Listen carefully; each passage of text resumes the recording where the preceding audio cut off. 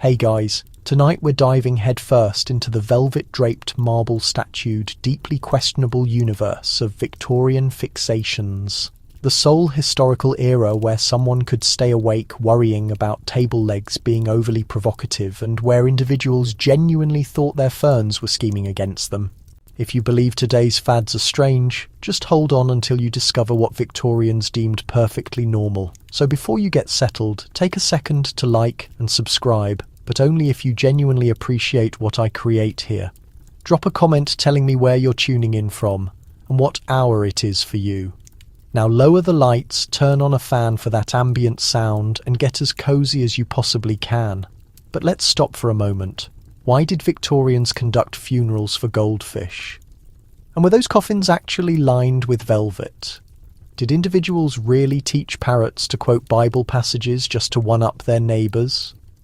Why was it trendy to possess a walking stick so massive you required another servant purely to transport it? And why did households battle over who inherited the largest ornamental pineapple? Congratulations, you've just awakened in London 1871. Your moustache is styled with wax, your corset is ruthlessly constricting, and you're about to cultivate an extraordinarily complicated relationship with spoons. Let's get started.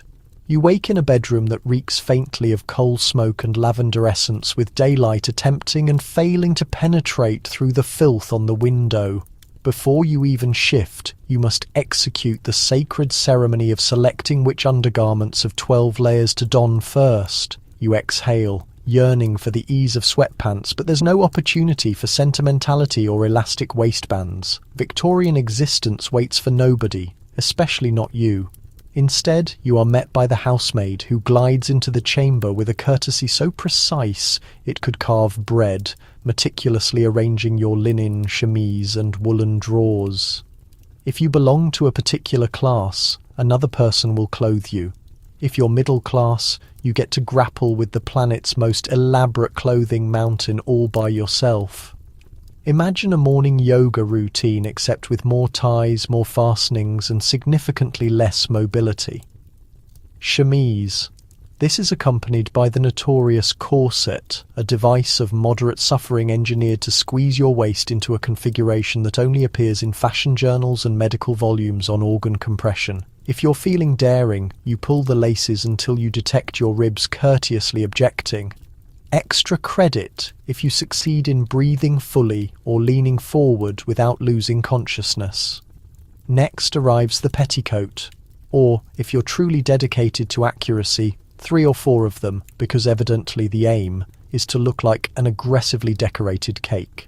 Men shouldn't feel excluded. You receive your own brand of morning anguish. First up, the long, scratchy woolen drawers, accompanied by a starched shirt that could likely stand upright independently. Then arrive the socks, secured with garters, and the critically important cravat. This isn't simply a strip of fabric. It's an intricate puzzle that, when fastened incorrectly, broadcasts to the world that you are a menace to civilization and likely can't be entrusted with silverware. Add on a waistcoat, trousers, and an overcoat. The only permissible method to exit the house is appearing like you're equipped for both a snowstorm and an unexpected duel. Back to our dressing room. By layer 8, you've begun to perspire, and you haven't even donned the outer dress or jacket yet. You struggle with buttons the diameter of breath mints, and try not to contemplate the fact that, yes, you will need to unfasten all of this later, simply to access the chamber pot. Meanwhile, somewhere in the residence, a child is already wailing because their starched collar is scratchier than last Thursday's porridge, and someone else is mourning the fact that their stocking has suffered a catastrophic run. Now it's moment for grooming personal cleanliness. Victorian style is less about genuinely being sanitary and more about smelling convincingly botanical. Water is collected in a weighty jug, and you sprinkle just enough on your face to appear refreshed without inviting pneumonia, which Victorians are persuaded lurks in every wandering droplet. A hint of rose water, a smear of cold cream, and you're prepared for the family hairbrush shared by everybody, lice incorporated. Hair is either smoothed into a side part with enough pomade to lubricate a locomotive or coiled into a bun so firm you could shatter walnuts with it. Breakfast? Not quite. First, you must examine your reflection. The mirror is modest, the illumination is poor, but you must verify that every fold, pin and curl is in its appropriate place. The consequence for an irregular part or a tilted bow is social banishment, or at the very minimum, a sharp remark from Aunt Mildred about standards declining. Only when every layer is flawlessly positioned, every shoe fastened and every loose hair tamed, may you advance downstairs. By the moment you finally arrive at the breakfast table, you've already experienced a complete workout, a minor existential meltdown, and a quick peek into the afterlife, courtesy of the corset. You are clothed, presentable, and prepared to begin your day. All it required was an hour, half a container of lavender water, and the tolerance of a saint. But at least you appear respectable. In the Victorian realm, that's the sole thing that counts. Breakfast in a Victorian household is less about consuming and more about spectacle. There are at minimum 5 varieties of toast, 3 kinds of porridge, and someone in the corner debating whether jam or marmalade is more refined. You simply desire coffee, but the household demands weak tea and boiled eggs that could serve as billiard balls. The first obstacle of Victorian breakfast is enduring the ritual. This is not a meal, it's a social challenge course. You assume your position at a table so lengthy you require a telescope to spot the marmalade at the opposite end. Everything is arranged with mathematical exactness. Plates aligned, spoons directed east, napkins folded with such militaristic precision you fret about insulting the servant who positioned them. If you sit down too noisily, someone clears their throat.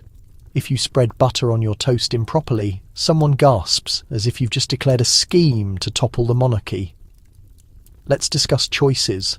There's toast plain, buttered, sugared cinnamon or toast water, a culinary marvel made by dunking toast in hot water and then acting like it's sustenance. Porridge is offered in oat, barley and mystery grain versions, all possessing the consistency of library paste and the emotional resonance of a tax bill. There's bacon, but only if you've bribed the cook. And then there's kippers, smoked fish at 7 in the morning, the perfect approach to guarantee your breath can remove wallpaper. If you're feeling adventurous, you grab for the boiled eggs. Here, the shell is tougher than the furniture, and cracking it is an ordeal, demanding both expertise and fortune. One incorrect motion and your egg hurls across the room, touching down in the lap of the closest elderly relative. There's always one cousin who splits their egg flawlessly every time and insists on displaying their technique with a smugness that makes you contemplate hurling your own egg in defiance. And beverages. Well, tea dominates supreme, not just any tea, but tea steeped so weak you can look straight through it as if the teapot is terrified of commitment. Milk and sugar are permissible, but lemon is outrageous. Coffee exists, but only as a whispered myth from the continent, and when it materializes, it's usually dense enough to repair a road. You request coffee and are handed a cup of hot letdown. Of course, you must follow the unspoken regulations of breakfast protocol. Don't apply jam before butter, don't extend, don't discuss anything more weighty than the weather or the tragic destiny of last night's soufflé. Heaven help you if you attempt to consume something with the incorrect fork. There are at minimum 3 knives at your place setting, and their purposes are a mystery vanished to time. If you so much as glance at the fish knife during the jam course, you risk being disowned on the spot. Then arrives the light conversation, a phrase that in Victorian England signifies a competitive trade of subtle jabs disguised as courteous questions. Someone will inquire about your plans for the day. Someone else will remark on the calibre of the toast with the same seriousness as a Supreme Court ruling. You acknowledge and grin and hope you don't release your spoon because the last individual who did had to relocate to Wales. All the while, servants float in and out, their faces expertly impassive as they replenish teapots, recover eggs, and silently assess your napkin methodology. You covet their capability to navigate through the turmoil, unaffected by the existential terror of selecting between marmalade and jam.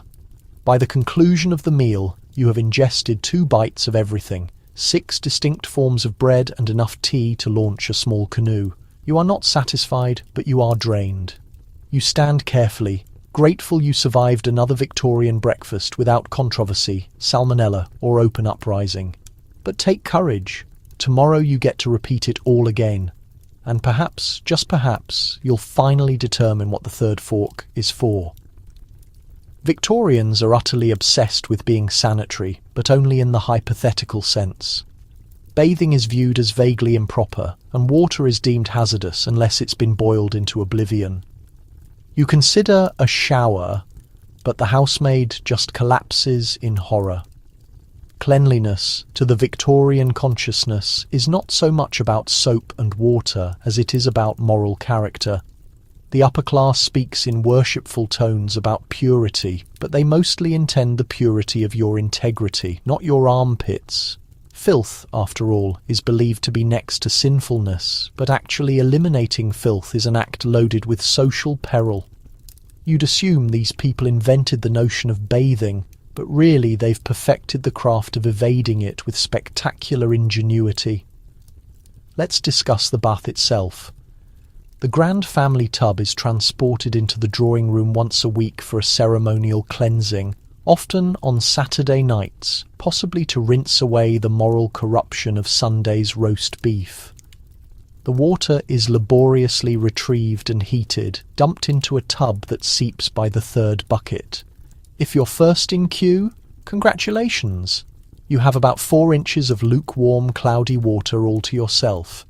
If you're last, well, let's just state the bath water is now a historical relic. Daily cleanliness is accomplished through something labelled a strip wash, or sponging. This involves a bowl of tepid water, a cloth, and an optimistic disposition. You blot at your face, behind your ears, and anywhere else you suspect might cultivate its own ecosystem. Soap is utilised sparingly. It's costly and usually smells like a blend of tallow, lye, and disappointment. Scented soaps are allocated for guests, special events, and the truly ambitious. Now, regarding the hair, Victorians take their locks seriously, but actual washing is infrequent. Perhaps once a month if the moon is favourable and your social calendar is open. In between, hair is brushed with military exactness. 10 minutes a day minimum, preferably with a brush that has been sterilised by merely being waved above a hot stove. Pomades and powders are liberally administered, which means your head smells faintly of lavender, lard, and whatever small rodents have established residence in your bouffant. And let's not even begin on the teeth. Toothbrushes exist, but are regarded as a novelty, like telephones or rational government. Instead, you might gnaw on a stick, scrub your gums with salt, or just hope the peppermint lozenge at breakfast masks yesterday's transgressions. Cavities are widespread, and dentists are the substance of nightmares. Men with forceps, questionable credentials, and an enthusiasm for extracting things. The remedy for most dental problems is to simply cease smiling. Victorians also have an absolute obsession for disinfectants of the dry, scented variety. The home is constantly dusted with carbolic powder, coal tar, and enough rose water to overwhelm a horse. Chamber pots are emptied with grim productivity, but only after the contents have sat fermenting for a while, scenting the air with notes of rural sewage. And what is that? Air freshening is achieved with bouquets of dried herbs, vinegar-soaked sponges, or, if you're truly prosperous, a pineapple. No one consumes the pineapple. It's just present to absorb the miasma. Outside, city streets are another matter. The fixation with cleanliness halts at the front door. Victorian London is an olfactory danger zone, horse manure, smoke, the occasional drift of rotting fish, and the ever-present Thames, which at this juncture is more broth than river. You traverse the street by holding your breath and hoping for the best. But don't fret. Every home contains a healthful pamphlet clarifying that germs don't really exist. Disease originates from bad air or weak character. So if you believe your roommate's dirty socks are offensive, try spending a day in Victorian England, where clean is a state of consciousness and rose water is the ultimate placebo. At the conclusion of the day, you pull on your pyjamas unchanged for a week and drift off, comforted by the notion that while you might be marinating in your own sweat, at least your moral hygiene is immaculate. Dressing yourself requires 45 minutes, 6 types of fasteners, and the upper body strength of a small gorilla. If you're fortunate, you only collapse twice before breakfast. The cravat alone demands a 3-page instruction manual and a willingness to tolerate mild asphyxiation. You begin with optimism, but the sheer intricacy of the Victorian wardrobe wears you down faster than the average period-appropriate boot sole. For women, the first adversary is the corset, a contraption designed by someone who believed the natural waist should be a rumour. Tightly fastened, it rearranges your internal organs like a deranged game of Tetris and provides support in the same way a boa constrictor provides a friendly embrace. It's not just about the appearance, it's about social standing. A visible waist means you're disciplined, respectable, and probably incapable of sitting upright for more than 15 minutes at a stretch. Once the corset is secured, you layer on petticoats, plural. Each one adds an extra degree of warmth and inconvenience, transforming you into a walking layer cake with legs. Hoop skirts, bustles, and underskirts are next, each with their own set of hooks, ties, and existential dilemmas. Your movement is now restricted to what can only be described as controlled tottering. Sitting down is a logistical maneuver requiring advance warning and a sturdy chair. Dropping something on the floor is an act of destiny. You must simply accept the sacrifice. Men have their own burden to shoulder, and it's spelled cravat. The cravat is a strip of fabric supposedly for the neck, but really for testing your determination to live. It must be folded, starched, and tied in a manner that transmits your education, class, and capacity to withstand mild strangulation. There are entire illustrated books on proper cravat tying, with names like the waterful, the mathematical, and the slightly regretful. Choose poorly and you risk social banishment. Choose wisely and you still resemble a very anxious napkin. Jackets, waistcoats, and vests are added layer by layer until you're as insulated as a Victorian teapot. Cuffs are secured with links so minuscule you need a jeweller's loop to identify them. Trousers are pulled up and buttoned but never zipped. Zippers are still decades away. Shoes are polished to a near miraculous shine, then laced or buttoned with tools that would not be out of place in a medieval dentist's arsenal. Gloves are pulled on, hats are adjusted, and a final glance in the mirror confirms you have achieved peak Victorian, barely able to breathe, immaculately dressed, and already 5 minutes late for whatever it is you were supposed to do. None of this is voluntary. To the Victorians, how you dress is a public announcement of your inner virtue. Appear in the wrong attire, and you might as well confess to a life of crime. There's a designated outfit for every hour of the day. Morning dress, walking dress, afternoon dress, tea dress, and, if you're unlucky, a sudden funeral outfit.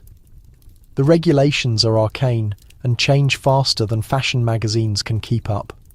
Men's fashion is only slightly less draining. At the very least, you won't lose consciousness, but you will spend half your life wondering if your hat is at the appropriate angle for 11:30 in the morning on a Tuesday. Meanwhile, everyone is evaluating you. Neighbours spy through lace curtains, ready to deliver a character judgment based on the limpness of your collar, the frivolity of your bonnet. Children are expected to participate too, bundled up like small angry diplomats, practicing the art of not ruining everything with a jam stain before noon. And so, by the time you've navigated corsets, cravats, and crushing expectations, you feel less like a human and more like a very stressed display mannequin. You might not be comfortable, but you are perfectly presentable, and that, in the Victorian world, is half the struggle. Provided you can stay conscious until lunch, you can't just exist, you must exist properly. Every action, from lifting a fork to coughing, is governed by etiquette. One wrong sneeze and Aunt Gertrude looks at you like you've committed arson. Welcome to the Victorian social landscape, where simply being alive is a series of tests you can only fail less spectacularly each day. From the moment you open your eyes, you're expected to embody a perfectly orchestrated ballet of manners, a never-ending audition for the role of respectable human being, sitting only with a straight spine and ankles elegantly crossed. Standing, never slouch. If your posture even suggests at relaxation, you are gently reminded by a family member or a passing vicar that the Queen does not approve. Even breathing is subject to examination. Deep sighs are for the melodramatic, gasping is for orphans in Dickens novels, and sniffling in public is considered grounds for expulsion from polite society. Should you cough, do so behind a handkerchief. Turn delicately to the left, never the right. The right is for royalty and small dogs. Let's discuss meal times. A minefield of etiquette so treacherous it could use its own warning signs. Before you even sit, you must wait for the eldest or highest-ranking person at the table to take their seat. If you sit early, you risk eternal shame and possibly exile to the kitchen with the scullery maids. Once seated, there's a correct way to unfold your napkin, a prescribed angle for holding your spoon, and a list of forbidden topics longer than the Magna Carta. Don't discuss money, illness, or, heaven forbid, the fact that the soup tastes like disappointment. Every utensil has a purpose, and woe betide the soul who uses the fish knife for the mutton. Forks must be held tines down, elbows must never stray off the table, and bread must be broken, not bitten. Your tea must be stirred quietly, no clinking against the cup. And if you dare slurp, even accidentally, the butler will appear and silently judge you until you wither into dust. Conversation itself is an art form, lively but never loud, witty but never offensive. Ask about someone's trip to Bath, not their bunions. Offer gentle praise for the weather, not complaints about your own life. The only safe topic is how terribly unsafe all other topics are. Social gatherings present their own unique set of terrors. Calling cards are essential, and there is a precise order for delivering and receiving them. Arrive at someone's home unannounced, and you may as well have set fire to the drapes. Once admitted, you must not overstay 15 minutes, no more, no less, unless you are invited to stay longer, in which case you must refuse at least once before graciously accepting. Standing up to leave involves a careful sequence of bows, curtsies, and polite lies about how lovely the visit was, even if you spent the entire time silently panicking about the number of forks on the side table. Even walking in public is an etiquette obstacle course. Men must always offer their arm to women, but only on the correct side, closest to the street, lest a runaway carriage or errant puddle threaten her modesty. If you see an acquaintance, you may nod, never wave. And conversation should only begin if both parties are at a complete standstill, preferably blocking a busy thoroughfare. And then there are the unwritten rules. Never turn your back on a clergyman, never speak above a gentle murmur in the presence of lace curtains, never, ever laugh at the expense of the empire. Break one of these, and you are liable to become the subject of neighbourhood gossip until the end of time, or at least until someone else forgets to curtsy in front of a fern. So if you think modern life is full of unspoken rules and social anxieties, imagine existing in a world where even your choice of shoelaces is up for debate. In the Victorian age, etiquette isn't just a guide, it's survival. One misplaced spoon, one poorly timed yawn, and you're out. You don't just live by the rules, you are the rules, and good luck trying to remember them all. With the outside world considered a cesspool of moral decline, Victorians retreat to the parlour for wholesome fun, by which they mean games that take 5 hours and end with someone sulking over a lost round of charades.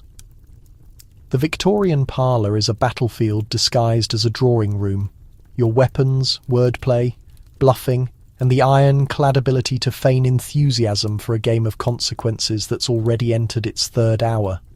The heavy curtains are drawn to keep out prying eyes and draughts. The lamps are dim, and everyone is perched on overstuffed sofas that swallow you whole if you dare lean back.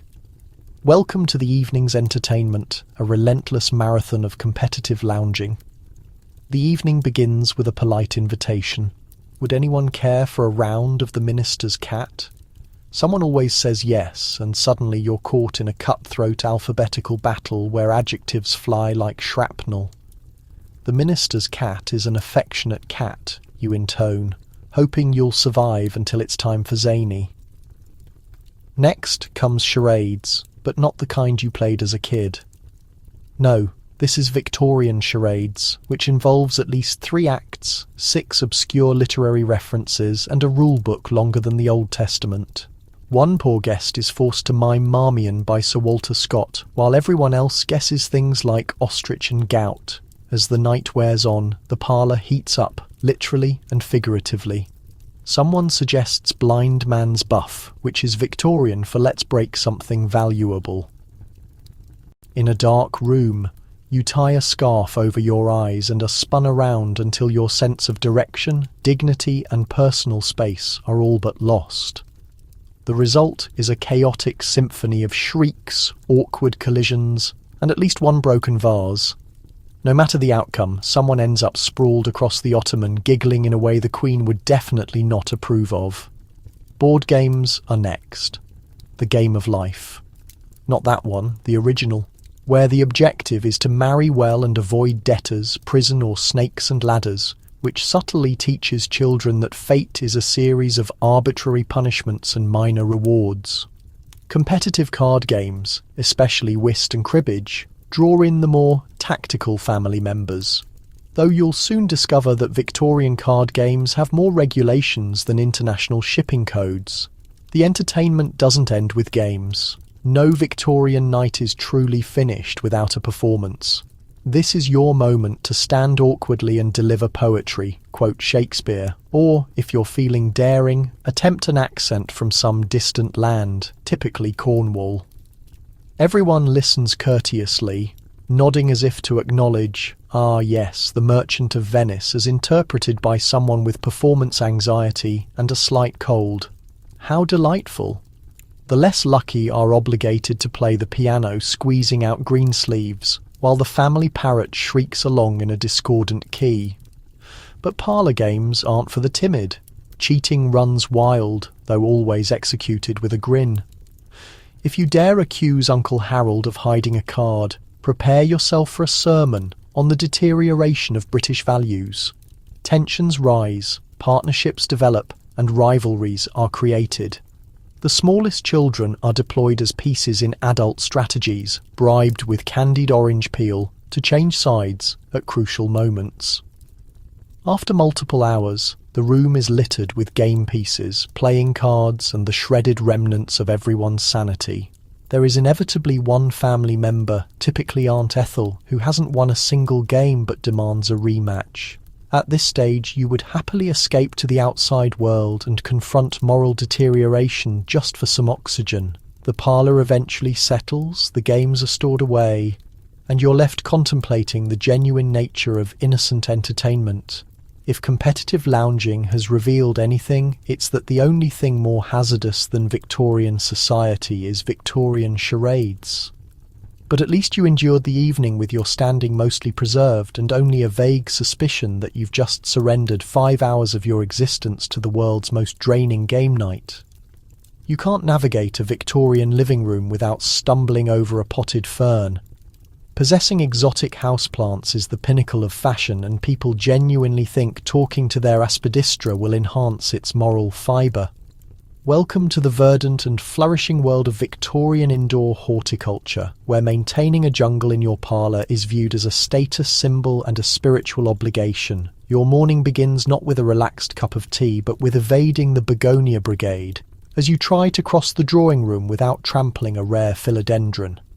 Houseplants are everywhere, suspended from the ceiling in macrame slings, balanced precariously on windowsills, and occupying every available flat surface like botanical occupiers. If you think your neighbour with 6 succulents is extreme, try manoeuvring through a home where even the umbrella stand houses a small palm. This indoor garden obsession is not just about appearance, it's a complete fixation. Victorians are persuaded that growing plants indoors is both a mark of sophistication and a moral requirement. The aspidistra becomes the plant of choice for those determined to display a sense of respectability. Why? Because it's virtually impossible to kill. Endure a month in a dimly lit, smoke-filled room and you too might be considered respectable enough to enter high society. But ferns are where the genuine plant drama unfolds. The fern craze sweeps through Victorian England with all the subtlety of a runaway carriage. Gathering ferns is a competitive pursuit, and families boast about their rarest specimens the way people today brag about their internet speeds. Did you hear Mrs. Hargreaves obtained a Dicksonia antarctica? They say her husband had to bribe a botanist and a customs official to transport it through quarantine. Possessing the rarest frond is social currency. Lose your fern to root rot, and you might as well pack your belongings and relocate to the colonies. If you're not maintaining your ferns, you're probably misting your palms. A proper Victorian palm is supposed to arch elegantly over a velvet sofa, ideally dropping leaves onto every guest's lap. Family members conduct earnest discussions about the ideal soil mixture, and arguments break out over whether the palm prefers east-facing windows or gentle, supportive affirmations whispered at sunrise. Of course, caring for the living room jungle is a daily struggle. You must water, dust and rotate your plants with the kind of devoted attention typically reserved for firstborn children. Pity to anyone who ignores their botanical responsibilities. A drooping maidenhair fern is an accusation, a living condemnation of your character and domestic capability. Servants, when accessible, are delegated to the task, though you can identify a true Victorian plant parent by the permanent dirt beneath their fingernails and the wild, slightly frantic look in their eyes. Plant maintenance even extends into social gatherings. No visit is finished without a tour of the newest botanical purchases. Guests are expected to pretend admiration for your spider plant's new growth or the delicate variegation of your caladium. You may be summoned to witness the tragic demise of a Boston fern. It simply couldn't tolerate the draft and to offer sympathies accordingly. And let's not overlook the spiritual dimension of houseplant ownership. Victorians believe ferns cleanse the air in, promote good morals, and perhaps even repel unwanted suitors. Some enthusiasts compose poems to their favourite philodendron or recite encouraging words to a particularly droopy palm in hopes of reviving its Victorian spirit. The end result is a living room that more closely resembles a greenhouse operated by a committee of eccentric botanists. You can barely see the furniture for all the foliage. And heaven help you if you're allergic to pollen. One sniff and you'll be sneezing your way to social disgrace. So next time you complain about watering your peace lily, remember the Victorians, the genuine pioneers of the indoor jungle, where survival of the fittest means never letting your aspidistra droop, and where a strategically placed fern might just rescue your reputation. Victorians develop a national panic about the sexual allure of furniture legs. The solution? Tiny little pantaloons for your tables, congratulations. Your home now resembles a dollhouse operated by Puritans. It sounds like a joke, but the anxiety is genuine. In the endlessly inventive world of Victorian respectability, even inanimate objects aren't protected from suspicion. The living room is now less a place to unwind and more a showroom of moral discipline, complete with antimacassars, lace doilies and, of course, a full wardrobe for the household's most scandalous appendages. You survey your surroundings. Every chair and table leg is carefully concealed behind frilly fabric, while the piano's curves are shrouded beneath heavy damask. No one remembers what the furniture actually resembles, but that's not the concern. The only thing more improper than an exposed table leg is the kind of person who observes it. The origins of this obsession are shrouded in as much confusion as the chairs themselves. Was there ever really a law about the nakedness of piano legs? Did Queen Victoria actually blush at the sight of a mahogany foot? Or was it all a colossal misunderstanding fueled by overzealous etiquette manuals and the world's most dramatic sense of propriety? Either way, the outcome is the same. You now inhabit a home where the furniture is better dressed than half your relatives. Of course, this paranoia doesn't stop with the legs. Anything remotely suggestive is instantly covered up. Sofas are swaddled in layers of fabric, lest their bulging armrests provoke impure thoughts.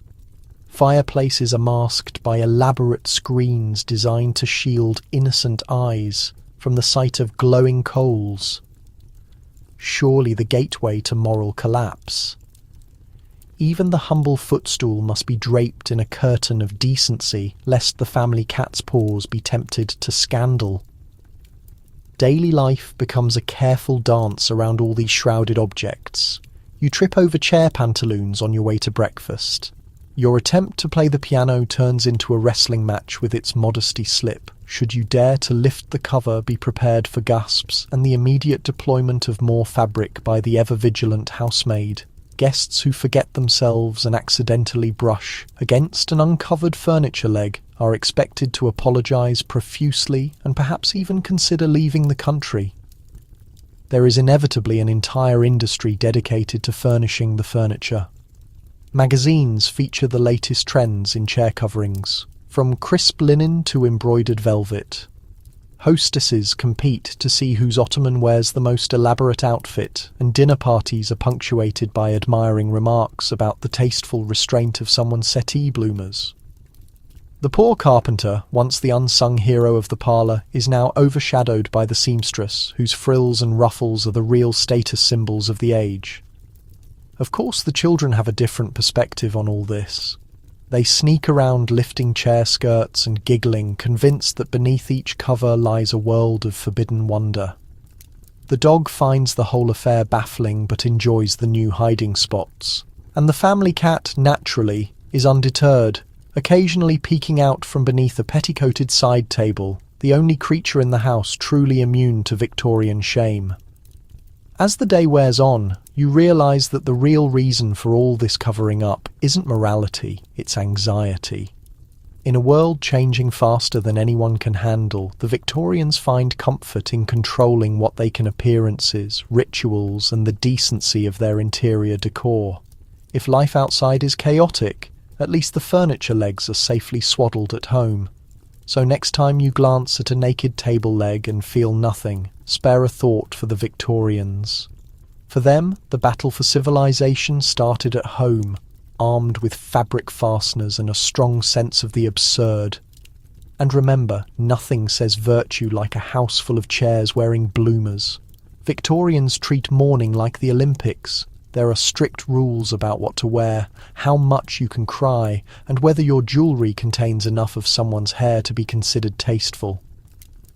Welcome to the world of Victorian grief, where expressing sorrow isn't just a personal matter. It's a full-contact sport, with more regulations than a cricket match. You don't simply mourn, you perform mourning with the precision of a stage actor and the stamina of a marathon runner. The death of a family member triggers a whirlwind of expectations, from wardrobe changes to social withdrawal, and the daily question of whether your veil is black enough to ward off gossip. The mourning dress code is a labyrinth. If you're a widow, prepare to wear unrelieved black for at least 2 years. Dull black, shiny black, crepe bombazine, jet beads, and perhaps a little black lace for those days when you feel almost cheerful. There are no shortcuts. Anyone caught wearing grey or purple too early will be accused of rushing their grief, which, in Victorian terms, is almost as scandalous as public nudity. Accessories are restricted as well. No shiny jewellery, except the kind that includes a lock of the deceased's hair woven into brooches, rings, or, for the especially sentimental, a handsome watch fob. Yes, you can now tell the time by your late uncle's sideburns. If you're not a widow but merely a distant cousin or an enthusiastic neighbour, your mourning attire is less severe. Maybe a discreet armband or a sombre bonnet ribbon. But beware, the amount of black you wear is closely monitored. Grief must be visible, but not ostentatious. If you underdo it, you're heartless. Overdo it, and you're accused of melodrama. There's a perfect ratio, and everyone from your maid to your second cousin's milkman is ready to judge you for it. And it's not just about clothing. Social behaviour is rigorously policed. Parties, dancing and laughter are strictly forbidden unless you want to be blacklisted from every respectable tea table for the next decade. The most innocent pleasures, a new hat, a gentle stroll in the park, must be suspended lest they look like an insult to the dearly departed. Mourning stationery is required for correspondence, featuring thick black borders that grow thinner as your grief allegedly lessens.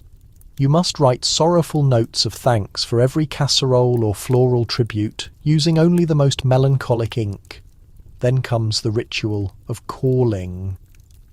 Friends and neighbours appear at your home to pay their respects, which mostly involves sitting in silence, sipping tea, and making solemn observations about the weather. The goal is to outsuffer each other politely. Who has lost more loved ones? Who's been in black the longest? Who has perfected the art of the tasteful sigh? Sympathy cards pile up, their verses so dripping with sentiment that you consider bottling them as an industrial lubricant. Even the home transforms during mourning. Clocks are draped in black cloth. Mirrors are covered so the living don't glimpse themselves and realise they're still here. All the curtains are drawn, turning your house into a gloomy cave.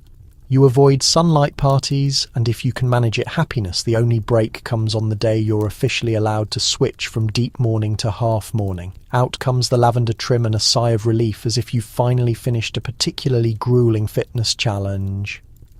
At its heart, all this spectacle is about proving sincerity. In an age of rapid change and unpredictable loss, grief becomes something you have to display to avoid suspicion. If you seem too happy, people whisper. If you don't commission at least one photograph of yourself looking wistfully at a portrait of the deceased, you're practically a criminal. Some families even hire professional mourners in case your own supply of tears runs dry. And so you mourn publicly, spectacularly, and with more costume changes than a West End musical. You may not feel better, but you look like grief itself. And in Victorian England, that's what really matters. Saving a lock of a loved one's hair in a brooch or locket is considered the peak of affection. You spend the morning braiding your late uncle's hair into a bracelet and wonder how to explain this to your modern therapist. In the Victorian era, nothing says, "I love you" quite like a piece of wearable DNA. Forget Hallmark cards and digital photos. If you really care, you harvest follicles. The parlour table is a place of ritual and precision, scattered with silver tweezers, little velvet-lined boxes, and more human hair than a barbershop's dustpan. It's sentimental, it's creative, and if you're being honest, it's ever so slightly reminiscent of a forensic evidence locker. The day begins with the careful snipping of a lock, fresh if you're lucky, or more commonly gathered after someone has passed beyond Victorians. Approach this with the same level of seriousness reserved for surgery or high-stakes baking. Each lock is gently washed, combed, and then shaped into impossibly intricate designs. Braids, weaves, and even hair flowers are the fashion, forming the centerpiece of brooches, pendants, rings, and even elaborate hair wreaths designed to hang on the drawing room wall for the admiration or mild horror of your guests. These works of art are not just tokens of remembrance, they are social statements. To own and display hair jewellery is to announce your deep familial bonds, your artistic taste, and your steady hand under emotional duress. There are even mail-order catalogues full of hair jewellery patterns. The melancholy daisy, the remembrance serpent, Aunt Millicent's mourning rosette, each more complicated than the last. You better have a good eye for symmetry and a strong stomach, because nothing ruins a mourning pendant faster than realising you've mixed up Cousin Edith's hair with the family dog's. Men are not immune to the trend. Lockets containing a wife's golden curl are a badge of honour for Victorian gentlemen, proof that they are both sensitive and presumably in possession of at least one sentimental bone. Some men carry watch fobs intricately woven with their child's hair, so their paternal pride is visible every time they check the time. And if you think you can escape the trend by being a bachelor, think again. A polite young man is expected to present a snippet of his hair, handsomely braided to his beloved as a token of devotion. Refuse and risk social exile. Clearly you have something to hide, like boldness or a lack of true feeling. Of course there are rules. Hair from the living is cheerful, and generally woven into keepsakes for sweethearts, parents, or close friends. Hair from the dead is strictly for mourning jewellery, solemn, dark, and never mixed with pearls or anything that could be construed as frivolous. To do otherwise would be unthinkable. You might as well wear bright yellow to a funeral. The ultimate faux pas, gifting someone a piece of hair jewellery and forgetting to mention whose hair it is. Victorian etiquette books devote entire chapters to avoiding such blunders. Creating hair jewellery is a lengthy process requiring patience, skill and occasionally a magnifying glass. The whole household gets involved. Grandmothers consult pattern books. Mothers untangle mysterious clumps. Children, if they're very lucky, are sometimes allowed to twine a strand into a tiny daisy chain for a beloved doll. The results range from genuinely beautiful to something that belongs in a cabinet of curiosities. Either way, you can expect to be complimented on your craftsmanship by visitors, assuming they can look you in the eye and not at the brooch writhing with chestnut coils on your collar. If it all feels a bit ghoulish to the modern mind, that's only because we've lost touch with the very Victorian art of literal attachment. To the Victorians, love, loss and memory all come together in one strange, sentimental keepsake, a wearable reminder that the people you cherish most are never really gone. They're right there, looped around your wrist, woven into your lapel, and occasionally lurking in a velvet-lined box in the attic sleep. Temperance societies pop up everywhere, convinced that a single sip of gin will lead directly to madness, crime, and spontaneous combustion. You sneak a sherry just to be rebellious. In the grand tradition of overreaction, Victorian England wages all-out war on alcohol, at least in polite company. The temperance movement becomes a national pastime, with righteous pamphlets, public lectures and teetotaling aunties determined to save the world one glass of tepid lemonade at a time. You can't walk down the street without encountering a crusader waving a pamphlet entitled Down with Drink or the Gin Lane Menace. How one sip ruined my life and my upholstery. Victorians love nothing more than a moral panic, and alcohol is public enemy number one. The evils of the demon drink are illustrated in elaborate cautionary tales and melodramatic cartoons featuring gin-soaked orphans, collapsing families and the terrifying vision of a husband who's lost his dignity and possibly his pants. Somewhere between the tavern and the front gate, children are treated to harrowing stories at Sunday school. If you ever touch brandy, little Percy, you'll end up destitute, toothless, and possibly French. Joining a temperance society is practically mandatory for anyone hoping to maintain a shred of respectability. There are so many. The Band of Hope, the Good Templars, the United Kingdom Alliance. You could fill your dance card with nothing but sober rallies for the next year. Each society has its own badges, sashes and elaborate pledges. The more poetic versions involve signing your name in a ledger bound with black ribbons, swearing before God and all your assembled neighbours that henceforth nothing stronger than boiled water shall pass your lips. At meetings, members sing uplifting hymns and deliver tearful testimonies about how they narrowly avoided ruin by refusing that second glass of port. There are posters of jolly families sipping milk and feasting on root vegetables, their eyes shining with the clear light of sobriety. Meanwhile, the local tavern is cast as a pit of iniquity where, according to the pamphlets, people regularly burst into flames or transform into wild animals after their second pint. Still, hypocrisy is everywhere. After all, Victorian medicine cabinets are well stocked with tonics and elixirs that are mostly just booze in fancy bottles. Aunt Prudence denounces gin as the devil's work, but takes a nightly nip of medicinal sherry to calm her nerves. Children are dosed with Godfrey's cordial brandy, morphine and treacle, guaranteed to knock out even the rowdiest toddler. Meanwhile, clergymen solemnly deliver sermons on abstinence, only to sneak a hot toddy at the rectory when the temperature dips. Then there are the secret drinkers. Entire parties are planned around elaborate charades. Tea that smells suspiciously alcoholic, cakes soaked in rum, non-alcoholic punch that could strip paint off a door. Sherry and port are hidden behind fake walls in sideboards, and anyone with a bit of flair can open a disguised bottle with one hand while pouring lemonade with the other. You learn to navigate the language of winks, coughs, and coded phrases. Would you care for a little pick-me-up? means let's all get quietly tipsy before the next hymn. For those who do embrace sobriety, the reward is a feeling of moral superiority that is second only to owning the cleanest lace curtains in town. Teetotalers parade through the streets, waving banners and handing out flyers, occasionally pausing to glare at the pub windows, as if their disapproval alone could evaporate the entire stock. But in the end, whether you're clutching a lemonade at the Band of Hope rally or slipping away for a secret sherry, the Victorian relationship with alcohol is anything but simple. It's a never-ending dance of temptation, shame, and stubborn human nature. And as you sip your medicinal brandy behind the ficus, you realise nothing brings people together or tears them apart quite like a little glass of rebellion.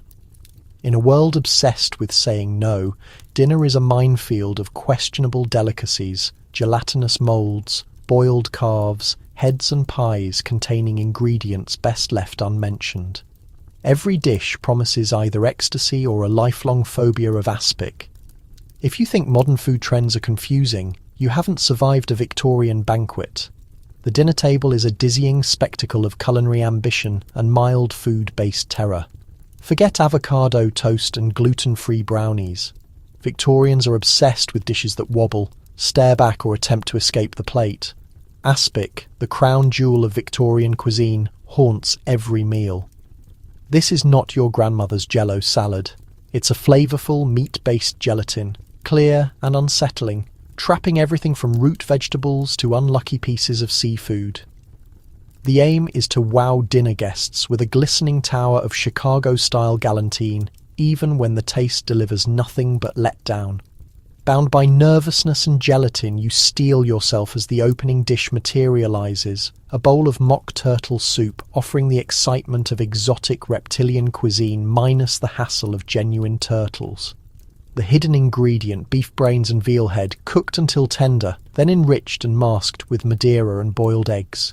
You try your hardest to appear thankful, stirring the broth with your utensil and silently questioning whether you'll maintain normal sensory perception after that initial taste. Following this, the notorious aspic eel, a British favourite that Victorians worship and contemporary eaters regard with pure distrust. Pieces of eel float in a chilled, briny gelatin, presented with a knowing expression by the servant who's witnessed everything previously. You convince yourself it resembles sushi, except more Victorian, less raw and featuring the disturbing consistency of a possessed gummy creature. The procession of courses marches on with gelatin-heavy pâtés, tongue-finger sandwiches and roasted proteins moulded into elaborate forms.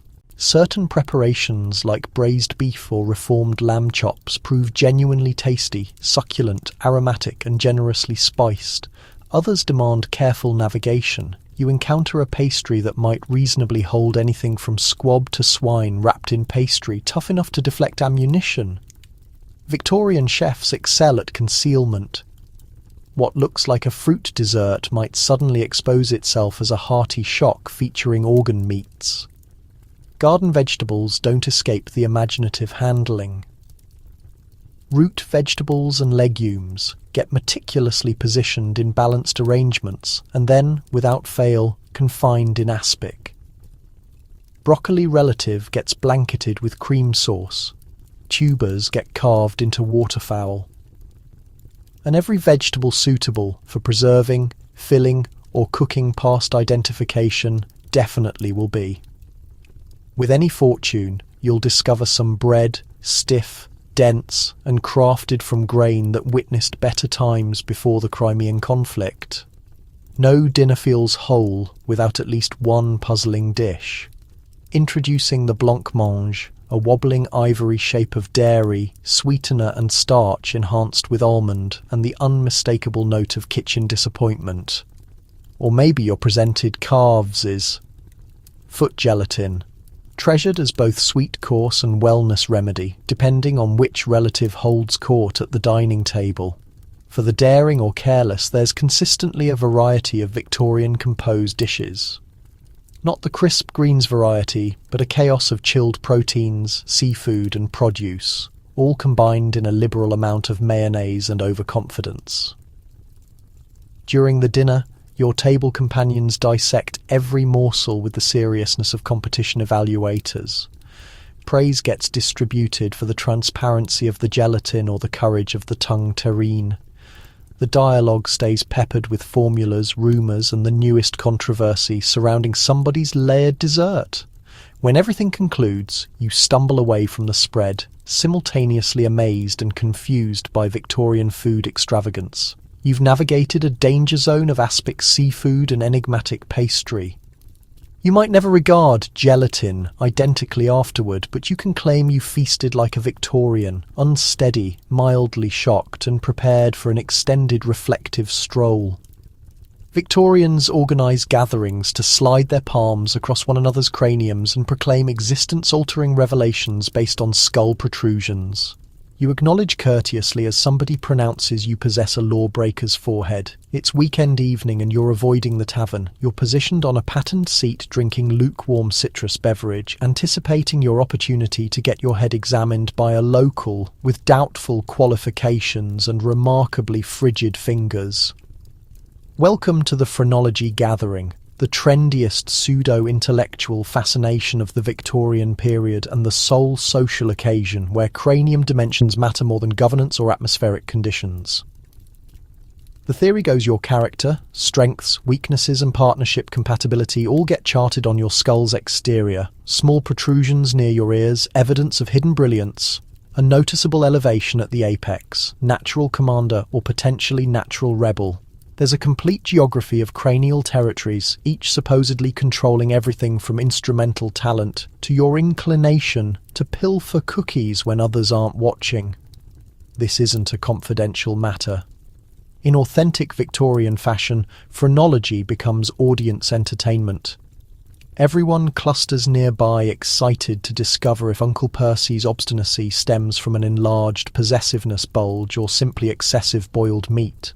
The specialist, typically somebody with a correspondence certificate and the assurance of a sideshow announcer, glides their digits systematically across your scalp, stopping intermittently to murmur contemplatively or deliver pronouncements like, "Ah, indeed, notable generosity, but considerably weak in the sector of prudence."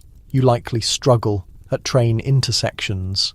Each disclosure receives exclamations, ovations, or mistrustful glances.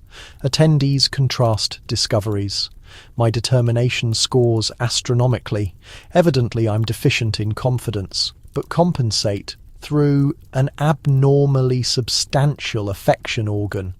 Occasionally, partners identify compatibility or choose after an especially condemning assessment to terminate their courtship and attribute it to inadequate companionship bumps. The discussion proves equally absurd. Sincere arguments emerge about the precision of the diagrams, and shortly everyone's exchanging stories of how Aunt Millicent's fondness for arrangement bump expanded mysteriously after she acquired silver tea service. The space swells with the noise of individuals tapping on their personal heads, hunting for concealed abilities, criminal leanings, or justifications for losing at card games. Nobody gets exempted. Even youngsters get arranged and administered a swift cranial inspection, their destinies analysed before they've completed teething. Young Timothy will certainly become a lawyer. Simply examine the advancement of his debate zone. Meanwhile, little Beatrice, whose aggression sector appears quite substantial, gets discreetly relocated from the ceramic decorations. Naturally, there's equipment, phrenological models, ceramic sculptures labelled with cryptic markings stay incredibly popular, and every respectable parlour displays at minimum one, positioned beside the houseplant and the stack of somewhat critical manners guides. With good fortune, the entertainer has invested in metal measuring instruments, ideal for gauging mental capacity, with all the accuracy of a moderately intoxicated seamstress. The night continues as visitors nibble on preserved proteins and argue whether the protrusions generate the personality or the personality generated the protrusions. Somebody proposes a session of musical seating, but it terminates abruptly when Mrs. Fairchild charges the clergyman with larceny inclinations, referencing a questionable knob on his left side temple. By the conclusion of the evening, you depart with a tender scalp. a collection of fresh anxieties and no fewer than 3 household revelations exposed through the discipline of cranium examination. The following day you'll awaken and examine the looking glass, questioning if that small elevation near your ear explains why you're attracted to gelatin or merely a consequence of excessive indoor games. In the magnificent custom of Victorian fixations, phrenology balances authentic, preposterous, and strangely reassuring. Ultimately, in an existence of inflexible regulations and concealed threats, there's something calming about accepting your destiny gets inscribed in skeleton and that every peculiarity can get explained by a timely prod to the skull. Spiritualism dominates popular culture. You participate in a channeling session where the primary attraction involves watching your acquaintance's hand spasm while faking communication with Uncle Albert. Victorian Britain has turned completely obsessed with the paranormal, and nothing signals refined evening quite like invoking several departed spirits before dessert. The front room has undergone rearrangement for the event, drapes drawn firmly against curious observers, flames wavering precisely, and every timepiece in the residence halted to guarantee that the spirits don't get frightened by abrupt ringing. Even the tropical plant appears anxious. At the arrangement's centre rests a crystal sphere, actually just an ornamental weight and a collection of items supposedly irresistible to phantoms. Aged photographs, a timepiece, and last Tuesday's overcooked pudding. Your entertainer, Mrs. Van Bramble, self-proclaimed medium, oversees with the solemnity of a schoolmistress cautioning everyone to maintain receptive attitudes and avoid snickering when she enters a trance. The participants grasp palms, the illumination gets reduced, and after several instants of strained quiet, somebody's digestive system grumbles. It receives courteous disregard. The phantoms reportedly show tolerance for stomach troubles. The channeler starts with profound performative exhales, then initiates the widely recognized dialect of the hereafter. I detect an entity, somebody whose designation starts with an S, or perhaps a B. The gathering vibrates with eagerness. There's invariably an Uncle Albert in each bloodline, and, if absent, somebody gladly fabricates one immediately for propriety's benefit. The furniture itself shortly becomes the location of supposed supernatural chaos. A drinking vessel trembles, courtesy of the convenient push of Cousin Edith. The flame wavers, assisted by a calculated breeze, and abruptly a subtle rapping gets detected from underneath. Mrs. Van Bramble interprets. He communicates he's monitoring us. And additionally, please cease incinerating the roast. This receives a sympathetic chuckle, excluding the household chef, who now feels convinced the opposite realm stays as critical as the breathing. In genuine Victorian manner, the channeling isn't merely a pastime, it's a rivalry. Every front room sponsors its personal spiritualist, and locals exchange accounts of their ghostly communications the way individuals presently compare connection speeds. The authentic boasting privileges arrive from obtaining a communication in automatic penmanship, essentially permitting the medium to scrawl frantically on parchment until something vaguely decipherable materializes. Typically it's merely a coil or an ambiguous caution to beware the digit 7. Nobody dares mention that Mrs. Van Bramble consistently seems to reach ancestors with an aptitude for flowing handwriting and the orthography patterns of an inebriated woodland creature. Certain channeling sessions grow more performative. Somebody produces a horn, allegedly for phantom utterances but genuinely just for theatrical impact. A few devotees assert to have observed ectoplasm, an enigmatic adhesive material generated by mediums at the peak of their spiritual attachment. Most participants simply wish it's not remaining blancmange. Still, for all the transparent deception, there's a sincere yearning beneath everything. The Victorians ultimately exist in an era of swift transformation, questionable science, and perpetual bereavement. The channeling becomes a method to manage, to maintain grip of vanished kin, and to distribute optimism that there's still somebody monitoring you, even if it's solely your relative beneath the furniture, yanking on your bootlaces. Gradually, the phantoms grow fatigued. The flames diminish low, and Mrs. Van Bramble emerges from her trance with a performative exhale. The participants blink, extend and distribute themselves a restorative fortified wine. For an instant, everyone senses somewhat lighter, consoled, potentially, or simply amused by the display.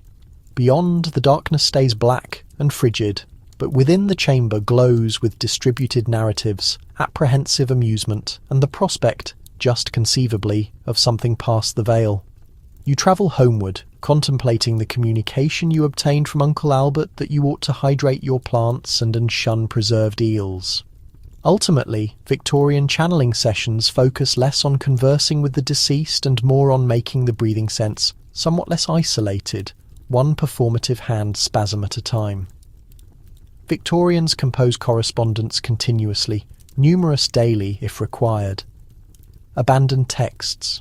It's entirely about ink absorbance and the nervousness of anticipating 6 weeks for somebody to misconstrue your employment of a punctuation mark.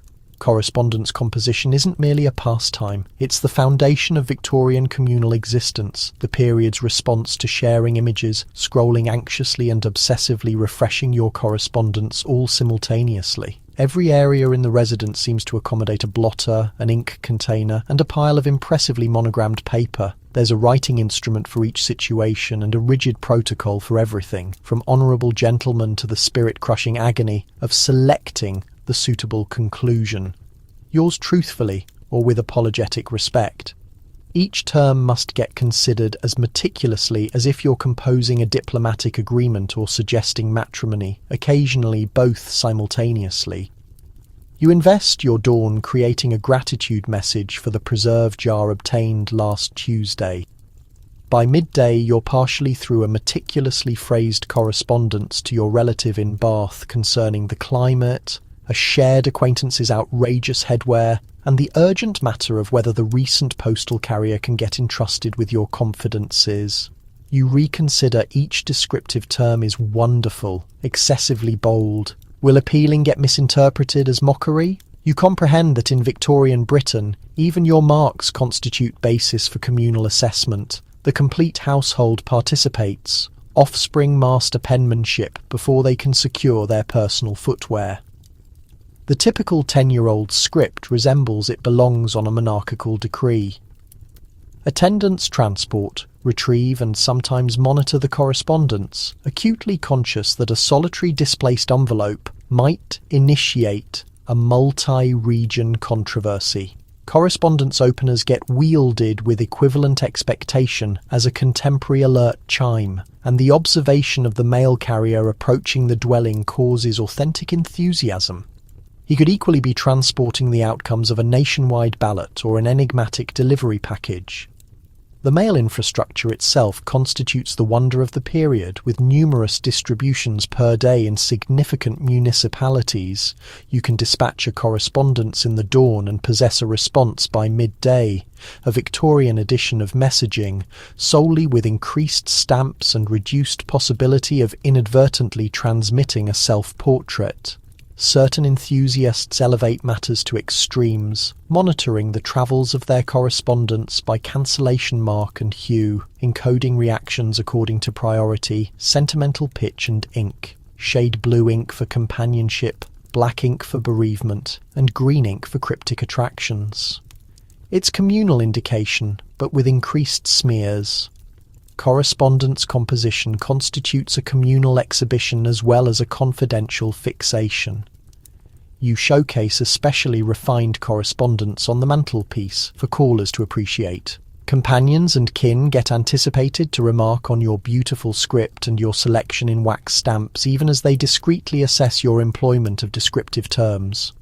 Certain correspondences get preserved and treasured, others get cautiously incinerated, their contents acknowledged solely to the dispatcher recipient and, unavoidably, the chambermaid who examined them initially. With all this formality, confusion remains unavoidable. The incorrect phrase, rotation, can plague your standing for weeks. Complete narratives depend on a displaced comma or a misapprehended addendum. You invest sleepless darkness, agonizing over whether yours eternally proves excessively forward for your secondary relative, and if a rushed cross-written sheet will get perceived as an indication of devotion or simply desperation. And let's not overlook the notorious crossed correspondences, where thriftiness encounters nervousness. After completing one portion of the sheet, you merely rotate the parchment and compose at a perpendicular orientation over the initial text, producing a matrix of prose so concentrated it might get employed as a protection characteristic on currency. Interpreting these correspondences demands the tolerance of a holy person, the vision of a predator, and a readiness to estimate at each third term. By the conclusion of the day, you've composed more terms than you've vocalized aloud, your palm stays marked with ink, and your mind buzzes with the excitement of anticipating responses. Victorian correspondence composition constitutes the original communal media spiral, portion exhibition, portion remedy, portion communal relations initiative. If you ever question how individuals managed before Twitter, the response proves straightforward. They composed even more, worried equally as much, and created the humble boast by candlelight. Each household arrives with a volume the dimensions of a compact vehicle, packed with comprehensive regulations for everything from humble pudding preservation to the appropriate inclination for positioning parasols. You fail opening section and get banished to the storage area in humiliation. Victorian Britain operates on tea nervousness and the all-commanding domestic guide.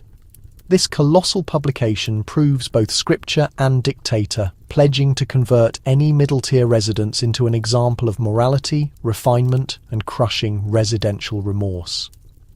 Its sections address everything: how to ventilate the front room, when to thrash the floor coverings, why you ought never accumulate utensils inverted, and what terrible destiny awaits those who crease napkins improperly.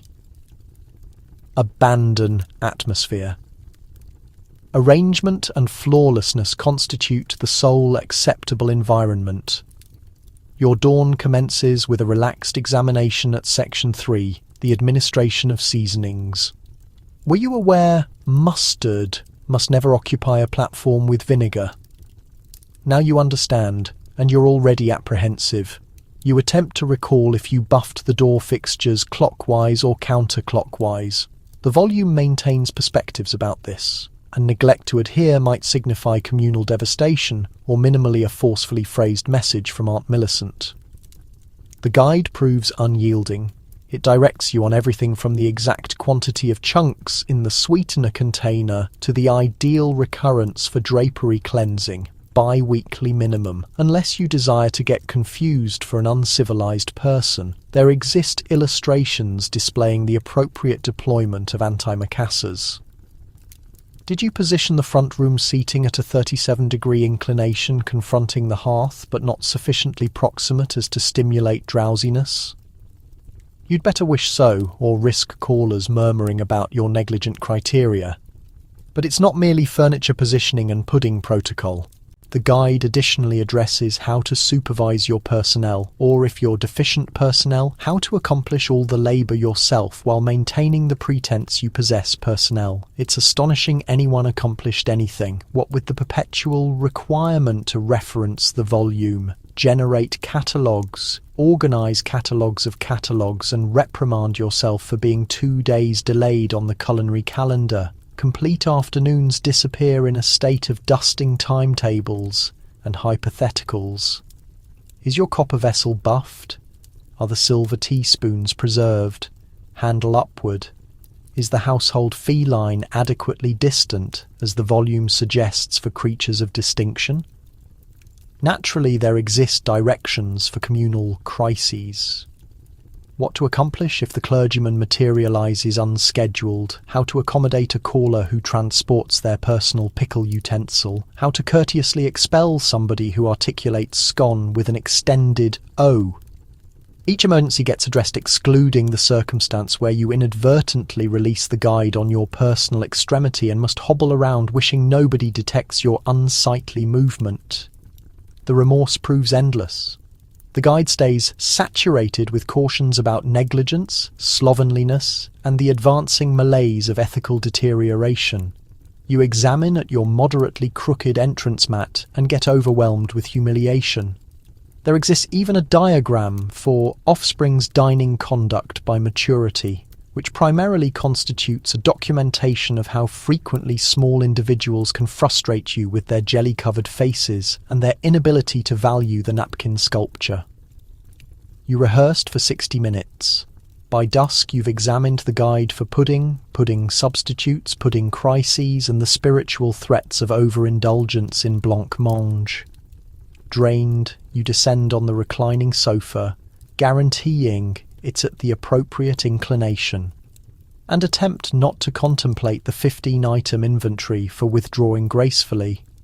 Even slumber isn't protected. The guide maintains stern guidance about pillowcases and how to crease your nightgown so as not to encourage visions of disorder.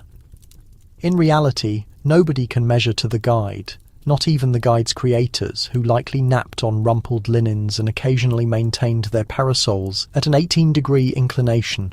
But you attempt because that's what Victorians accomplish. You preserve appearances, reference the volume, and wish nobody detects that beyond the chamber's flawless arrangement, you're merely somewhat frightened of the preserve cabinet. So the subsequent occasion, you neglect to alphabetize the condiment, relax easily, your portion of a distinguished custom of neglecting to measure to the regulations. The guide might assess you, but Chronicle will comprehend. Victorian offspring get dressed like miniature corporate officers and anticipated to recite verse at breakfast. You merely desire to engage, but your mother presents you a Latin textbook and a stern expression. In the Victorian residence, offspring proved both position indicators and projects in development, their primary purpose to mirror favourably on the household, ideally without ever staining their sleeve ends. Youth, as we comprehend it presently, gets regarded dangerously inactive. If you aren't committing verses, rehearsing musical scales, or posing for a rigid household portrait, you exist in the perception of Victorian adults on the path to damnation. Your garments communicate everything. Small males get compressed into starched neck accessories and woolen short pants. Females wear protective garments so rigid you might employ them to cover a roof structure. Recreation gets authorized, but solely if it's instructional or, minimally, not enjoyable enough to stimulate actual happiness. The day commences with attiring, a procedure that seems less like preparing for breakfast and more like preparing for a stakeholders' assembly. Your locks get brushed until your scalp tingles and your footwear buffed to a brilliance so intense you might transmit signals to vessels with them. Small offspring frequently get secured into garments with increased fastenings than the household carriage, and disaster befalls the 6-year-old who creases their Sabbath vest before worship. Once presentable, you get exhibited like a valued flower for visiting kin who compress your cheeks and inquire about your advancement in French.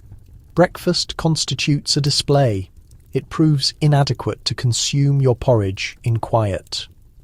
You get anticipated to recite a passage from Milton or Tennyson, succeeded by the multiplication sequences up to 12. Your compensation for accurately conjugating Latin verbs constitutes a portion of arid toast and an acknowledgement of approval from your father, who regards youth excitement as a threatening medical situation. If you object, you get reminded of the alley children who would sacrifice anything for your chances, even if those chances primarily involve mastering embroidery, patterns, and how to curtsy without tottering. Recreation, such as it exists, assumes the structure of enhancing pursuits, ethical narratives, chronicle lessons, and the intermittent supervised ambulating in the garden, where you get anticipated to appreciate the flowers silently and contemplate on the transience of existence. Victorian playthings get designed for personality construction, not enjoyment.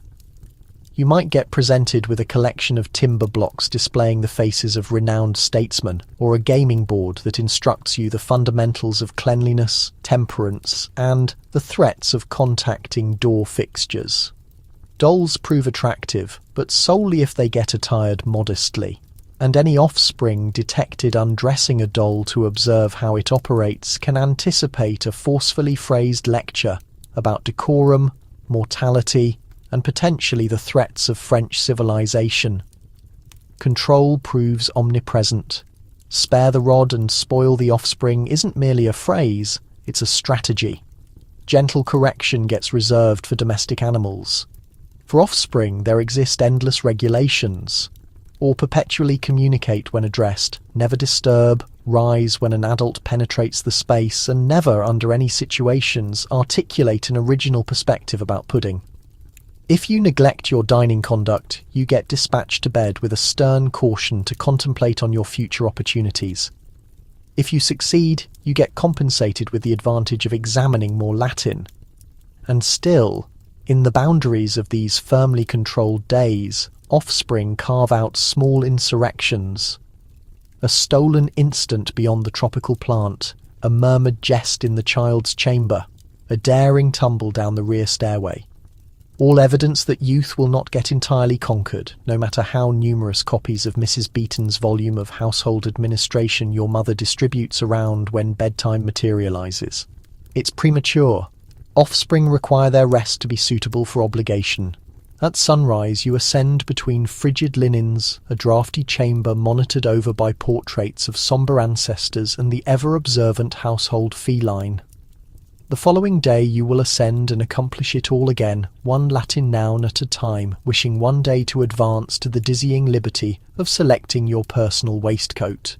Until then, you persist a small, starched representative of the Victorian household, transporting the burden of empire in your pocket-sized tall hat. Abandon the gymnasium. The authentic workout constitutes an aggressive, highly critical ambulation around the park. Additional recognition for condemning others' bearing.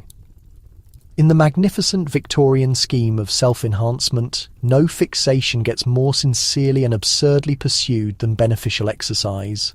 Not the perspiration-saturated athletic garment-clad workouts of the contemporary period, but a swift, decorous promenade through Hyde Park, parasol in palm, prepared to outpace both disease and the neighbouring family. If you ever questioned why Victorians appear so solemn in photographs, it's because they're still mentally preparing themselves for the afternoon constitutional. Your day commences with the proposal that a small atmosphere would accomplish you good. This isn't voluntary. The domestic guide, the household physician, and 3 generations of stern-faced kin concur. An individual who neglects their daily ambulation flirts with catastrophe. Wellness in the Victorian consciousness constitutes a ethical situation. If you're not ambulating, you're deteriorating, or worse, encouraging controversy by reclining down before 6 p.m. The preparation for this beneficial pursuit rivals the opening ceremony of the competitive games. Appropriate footwear must get fastened. Hand coverings, headwear, and ambulating stick get selected with military accuracy. Ladies might add a mesh to protect delicate complexions from both solar and common stares, while gentlemen select for a tall hat elevated enough to observe over the shrubbery. You examine your reflection in the corridor-looking glass, guaranteeing your neckcloth stays straight. Nothing communicates vigorous constitution like a properly secured neck accessory. Beyond you proceed, marching with purpose. The initial regulation of Victorian never fracture a perspiration in communal. Perspiration gets regarded unspeakably vulgar. The ideal constitutes to appear as though you're gliding peacefully, even as your lower legs burn and your corset creaks. Ominously strolls get meticulously timed and rigidly hierarchical. The elevated your position, the slower your tempo, as if demonstrating that genuine wellness concerns self-control, not exertion. The park constitutes a runway of rivalry striding. You acknowledge curtly to acquaintances, assessing their bearing and the audacity of their ankle revelation. Small offspring in nautical garments get marched beyond stern governesses. Elderly males trundle past, swinging sticks in an endless duel of respectability. There exist designated paths for the fashionable, and solely the most courageous risk cutting across the lawns lest they get confused for extremists, or worse, French. As you ambulate, it proves crucial to remark, perpetually, quietly, perpetually critically on the shortcomings of others. Observe Mrs. Dithers. positively breathless before the flower garden? Or did you observe the hue in Mr. Blackstone's cheeks? Most inappropriate must be overexerting himself. In this method, the Victorian promenade proves less about fitness and more about position monitoring. Your stride calculation might be modest, but your sense of ethical superiority proves positively competitive. Naturally, the more eccentric Victorians push the boundaries of exercise. Certain join pedestrian organisations dedicated to extended distance ambulating as both competition and display. There exist organisations organised endurance competitions in which gentlemen stride around muddy fields for hours, applauded on by crowds and mocked by spouses convinced they're all about to contract their demise. The creation of the velocipede, an early bicycle, solely adds to the obsession, with intrepid riders tottering down the boulevard, headwear askew, pursued by stray canines and the disapproval of traditionalists.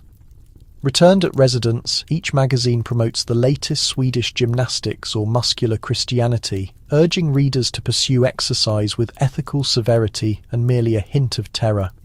Guides advise daily extending, calisthenics and breathing exercises, ideally and confidential lest anyone witness your chest heaving and confuse you for a revolutionary.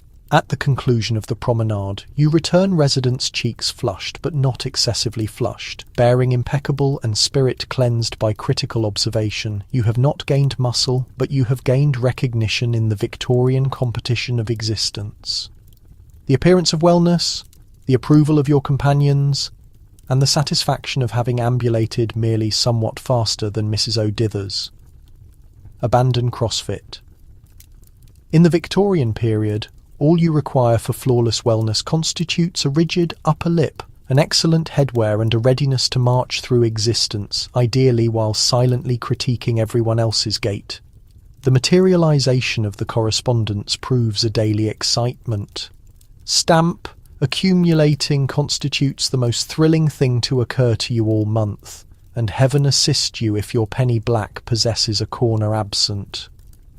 Welcome to the golden period of postal mail, where your complete sense of purpose can depend on the noise of a brass bell and a pair of muddy boots.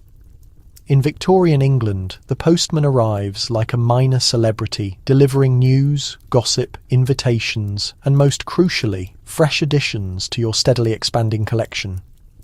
You position yourself at the window, half anticipating trumpets as the morning delivery clatters through the mail slot and drops with the substantial promise of excitement and moderate social apprehension. Gathering stamps, or philately, as the recently certified enthusiasts insist on naming it, rapidly transforms from peculiar hobby to comprehensive social fixation. This isn't simply about adhering small paper squares into an album. This concerns prestige, accuracy, and the perpetual pursuit of the scarcest variations. The penny black stamp, Britain's inaugural and the planet's most desired, rests in your collection like a prized possession, ideally as immaculate as the moment it was moistened. You inspect it using tweezers, a magnifying lens, and a degree of reverence typically reserved for invaluable family treasures or remarkably well-prepared desserts. No element is too minute to evade the collector's scrutiny. Perforations are examined meticulously. Alignment is argued with the fervour of a legislative discussion. Ink blemishes can destroy relationships, and there's invariably that one relative who insists they've discovered a rare inverted Jenny but actually just attached the stamp incorrectly. Stamp collections themselves are a foundation of distinction, leather-covered, gold-decorated, and organised with greater reasoning than most genealogies. The social consequences are significant. Stamp accumulation is the modern method to demonstrate both intellect and refinement. Gentlemen conduct philatelic gatherings where the examination of watermark distinctions and paper characteristics grows passionate enough to fog up the eyepieces. Children exchange stamps at educational institutions, establishing covert societies with complex induction ceremonies, pledging undying allegiance to the Queen and never, under any circumstances, creasing a corner. Even Queen Victoria herself purportedly possesses an appreciation for stamp collections, providing the entire endeavour an atmosphere of monarchical endorsement. If it's acceptable for Her Majesty, it's acceptable for everybody. But this is Victorian England, so nothing can stay merely a pastime. Stamp accumulation becomes an instrument for instructing geography, history, and, let's be frank, a convenient justification for displaying your exceptional contacts. Oh, you haven't witnessed the Mauritius twopence blue. Mine arrived directly from Port Louis through an acquaintance of my uncle's relative's legal representative. Misfortune to anyone discovered with ordinary mass-manufactured specimens. Social ruin is merely a glue stain distant, naturally. The procedure of obtaining correspondence is itself a performance. The entire household assembles when the delivery comes, enthusiastic to analyse the penmanship, evaluate the wax impression, and theorise extensively about the originator. A private letter is grounds for festivity. An authoritative appearing package may generate panic. And a foreign stamp. That's the Victorian comparison of a connection invitation from distant space. You flatten the stamp carefully, place it affectionately in your collection, and instantly dispatch 6 additional letters, hoping to attract even scarcer examples. Accompanying stamps, there's a craze for accumulating anything connected to the postal service, envelopes, cancellation marks, and even the cord utilised to secure parcels. Philatelists congregate at the neighbourhood organisation, exchanging redundant items, sharing tales of mythical errors, and discreetly criticising anyone who confesses to employing scissors rather than appropriate stamp instruments. And thus your existence is calculated by the correspondence. The postman's tap is the rhythm of your being, and the excitement of the search. The perpetual gratifying pursuit for flawlessness characterises your Victorian reality. You may never locate the legendary penny red with duplicate printing, but you'll constantly have motivation to hurry to the entrance, gripping your collection, prepared to boast, exchange, or mourn that absent corner. Stamp accumulation. Evidence that in the Victorian society even the tiniest matters could be fixations of massive dimensions. Why purchase a handkerchief when you can embellish it with 17,000 stitches and repetitive motion syndrome? Your recreational hours are now dedicated to needlecraft and existential anxiety. Welcome to the craft yourself reality of Victorian England, where nothing is too insignificant to be laboriously handcrafted, and a peaceful afternoon is merely an occasion to develop fresh repetitive strain conditions. Every respectable residence features an arsenal of craft materials, embroidery rings, tatting implements, lace tools, knitting instruments, and a collection of gilt producing incomplete ventures concealed carefully into containers. Factory-manufactured items are regarded as a final option reserved for the indolent, the impoverished, or most terrible, the French. Your morning commences with the choice of an appropriate venture. Perhaps you will finish 12 napkins, crochet a cold weather scarf for the household spaniel, or undertake the infamous Berlin woolwork sample, an endeavour that will disturb your slumber for the following 6 months. Women's periodicals burst with guidance, embellish with exactness and tolerance. Nothing demonstrates good morals like a properly mended pillowcase. There are countless designs, each guaranteeing to convert fabric remnants into keepsakes, or at minimum something that will endure longer than the typical family participant. Every stitch is an evaluation of self-control. Victorian crafting isn't about manifesting yourself, it's about refining yourself. Needlecraft and handiwork are regarded as both a virtuous practice and an announcement of household capability.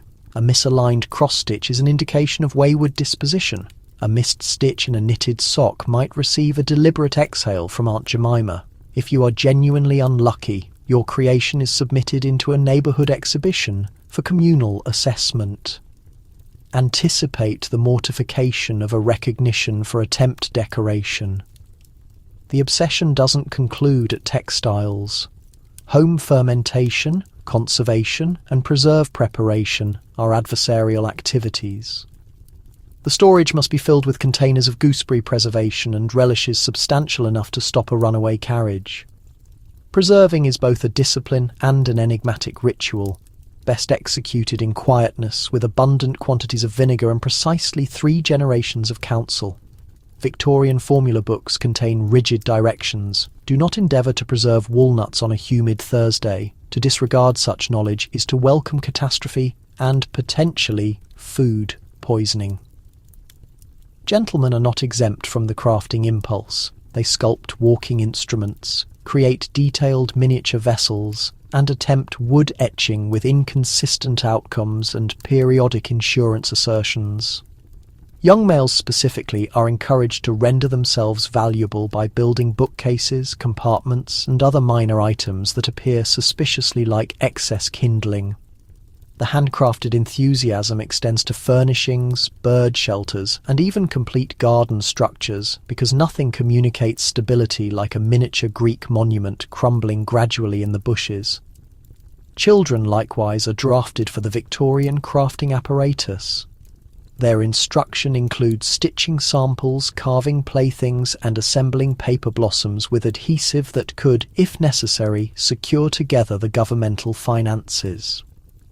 A child who cannot attach a fastener by age 7 is regarded as a danger to the realm. Naturally, all of this exertion is intended to generate a sensation of satisfaction. The instruction books and periodicals guarantee hours of peaceful occupation. In actuality, you're more probable to conclude the evening cross-eyed, punctured with needles, and scheming to dismantle the entire ornamental cushion enterprise. There is, nevertheless, a genuine feeling of accomplishment in displaying a completed tablecloth, even if it's merely to conceal the mark you couldn't eliminate with caustic cleanser.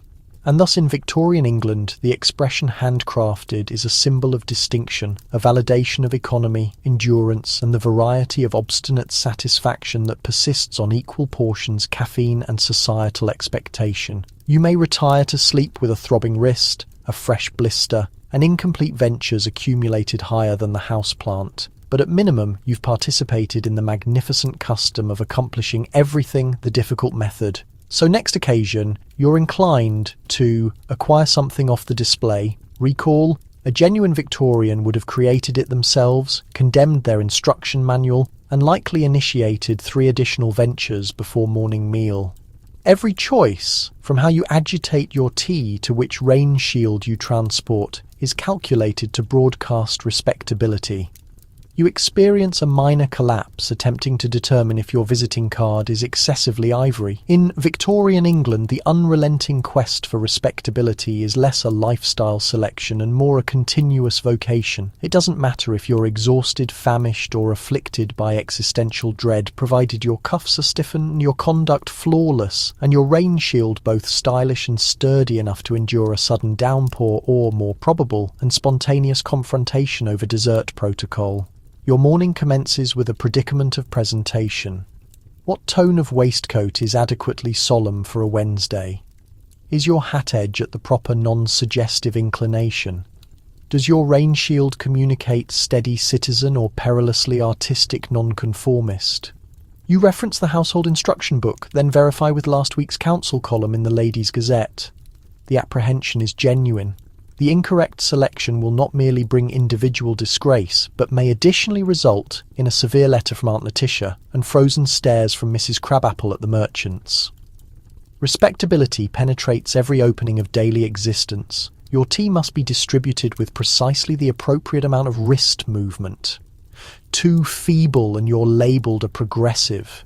Too powerful and you risk charges of coarseness.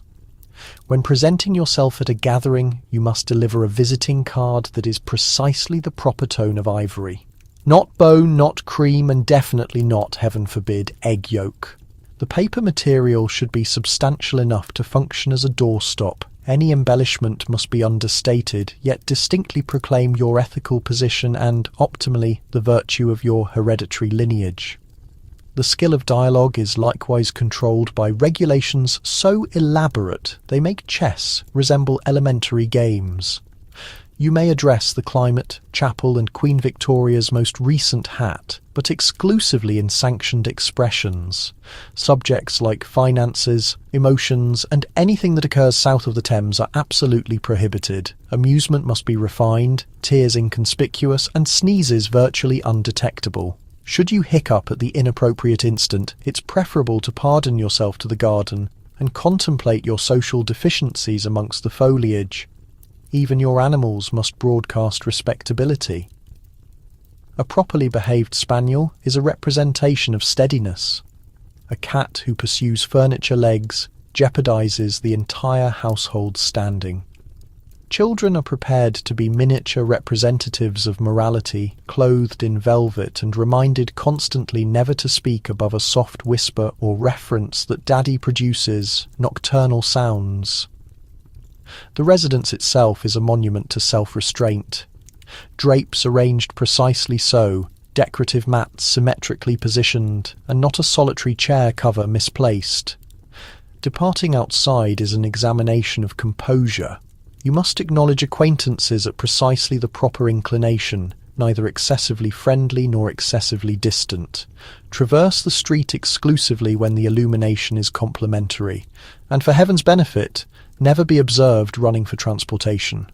Victorians don't run publicly. They move purposefully, or at maximum, accelerate decorously. Even a journey to the merchants requires a deliberately selected container, gloves, and a preparedness to examine the advantages of cake varieties should the chance emerge. At residence, every meal is a danger zone of respectability. Bread must be separated, not gnawed. Your soup utensil should be tilted away from you, not toward, lest you appear to be attacking at the liquid. If your dessert trembles too energetically, pretend not to observe. Nothing is more respectable than dignified refusal. Beneath all this ceremony is a solitary unspoken terror to be considered common. To the Victorian consciousness there is no superior dread than the suspicion that one is no superior than one's neighbours.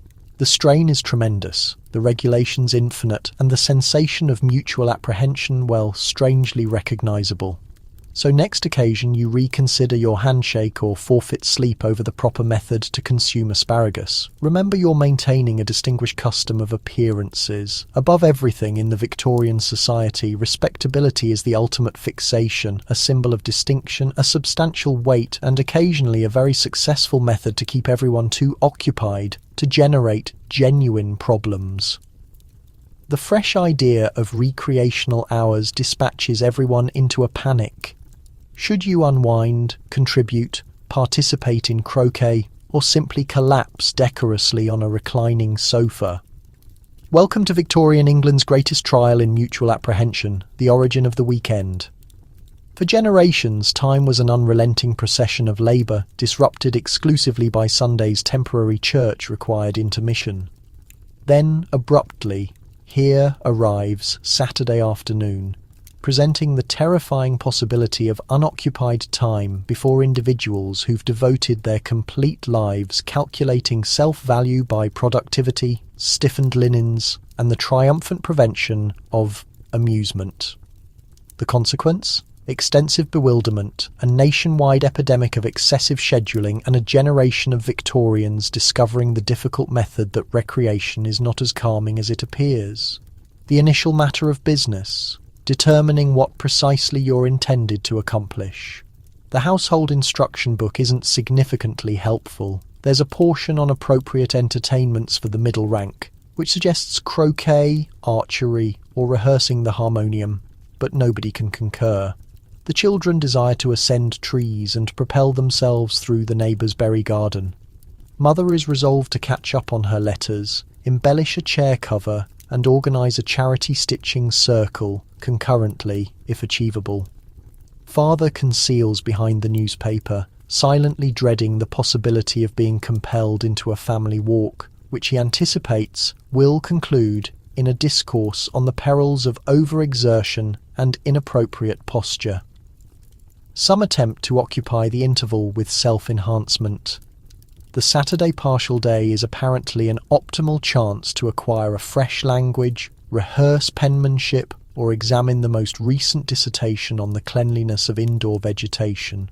You are anticipated to surface from the weekend a more respectable, marginally enhanced version of yourself, or at the very minimum, someone who has ultimately mastered to fold a fitted sheet. Naturally, there are those who endeavour to embrace relaxation Victorian fashion. This signifies taking the atmosphere in the park while sustaining rigid social propriety, or reclining skillfully on a reclining sofa while reading the most recent serial portion of a novel that, with fortune, is exclusively mildly outrageous. Genuine relaxation is a danger zone. If you shut your eyes for more than 2 minutes, someone is certain to tiptoe over and inquire gently if you are experiencing unwellness or worse, enduring from laziness. The strain to be observed enjoying recreation but not excessively results in a variety of theatrical idleness, where everyone is feigning to relax while secretly concerning about what they should be accomplishing instead. For the ambitious, the weekend is an opportunity to hurl themselves into charitable activities. Victorians adore nothing more than structured contributing, unless it's adversarial contributing.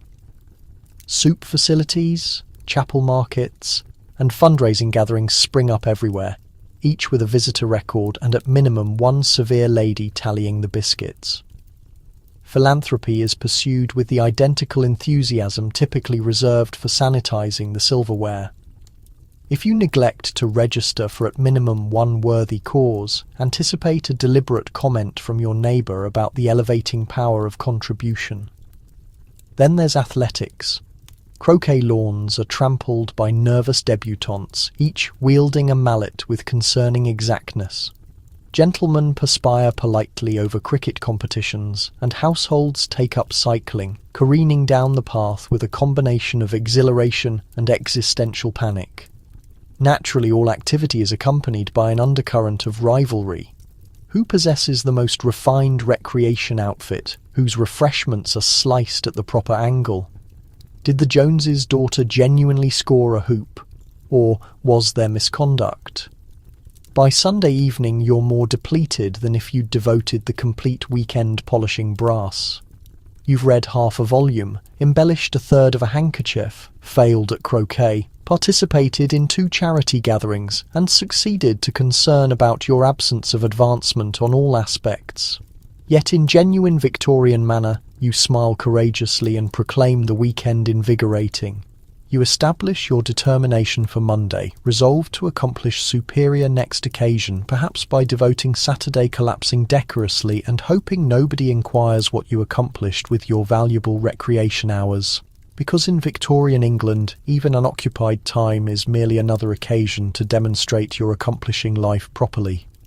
Victorian cities are fixated with advancement provided it signifies constructing massive sewers and then neglecting to cleanse their hands afterwards. Welcome to the age of sanitary discipline, Victorian fashion, where the city's supreme accomplishment is a labyrinth of passages beneath your feet, and the household soap remains mysteriously undisturbed. It's the period of the great odour and the emergence of the sewer administrator. A time when individuals cheer for the cleansing of city streets while privately questioning if microorganisms are genuine or merely an elaborate French deception. Advancement is everywhere you look, or more precisely, everywhere you detect. The Thames, once a glistening waterway, has transformed into a substantial brown liquid simmering with mysteries and the remnants of several regrettable dinners. Indignation and nose compression reach fresh heights in the hot summer of 1858, when London's Parliament is compelled to suspend soaked drapes over its windows to endure the aroma drifting from the water beneath. The resolution? Construct a state-of-the-skill sewer arrangement, the distinction of the Victorian city. Massive brick-aligned passages designed by males with magnificent sideburns and a lifelong resentment against unpleasant odours. And yet, for all this underground victory, daily cleanliness above ground is still a creation in advancement. The residents may be spotless, the streets cleaned, but the concept of hand cleansing before supper is, for numerous, a barrier too distant. After all, the genuine adversary is miasma, that invisible vapour of unpleasant atmosphere believed to generate everything from cholera to embarrassing irritations. If the atmosphere smells pleasant, you're protected. If it doesn't, merely burn a small vinegar in the sitting room or wave a bouquet of lavender at the difficulty. Victorian newspapers and popular lectures are occupied with sanitary discipline guidance. Soap is praised as the solution to civilization, but it's costly, and furthermore, it's mostly for display. A good housekeeper exhibits soap in the visitor room and conserves the finest bars for visitors. The typical Londoner is far more interested in sanitizing the drains with carbolic solution than actually cleaning their own fingernails. Sewage may be defeated, but muddy boots still trample across drawing room floor coverings, and small boys wander the streets with faces that haven't witnessed water since the previous thunderstorm. If you're genuinely ahead of the progression, you invest in the most recent gadgets, flushing toilets, atmosphere fresheners, and sanitary powder for the parlour floor covering. Discipline is the fresh fashion. Dinner party dialogue swirls around the wonders of antiseptic, the marvels of fresh plumbing, and how Mrs. Jenkins' relative nearly collapsed at the sight of a flush mechanism. Public health campaigns encourage households to open windows, at minimum on alternate Thursdays, and to maintain the coal powder at distance with weekly beatings of every floor covering in sight. Still, for all the developments in municipal cleanliness, the interval between theory and practice remains wide enough to drive a horse-drawn carriage through. City leaders proudly proclaim declining cholera cases and better infant mortality numbers. Still, typhoid eruptions and puzzling summer illnesses arrive with disturbing frequency. The typical youngster plays outdoors without a care, blissfully oblivious that the air feels fresh only because the waste collectors just completed their nightly rounds. Meanwhile, the competition for social standing intensifies. Spotless streets signal spotless reputations, even when domestic life is absolute pandemonium.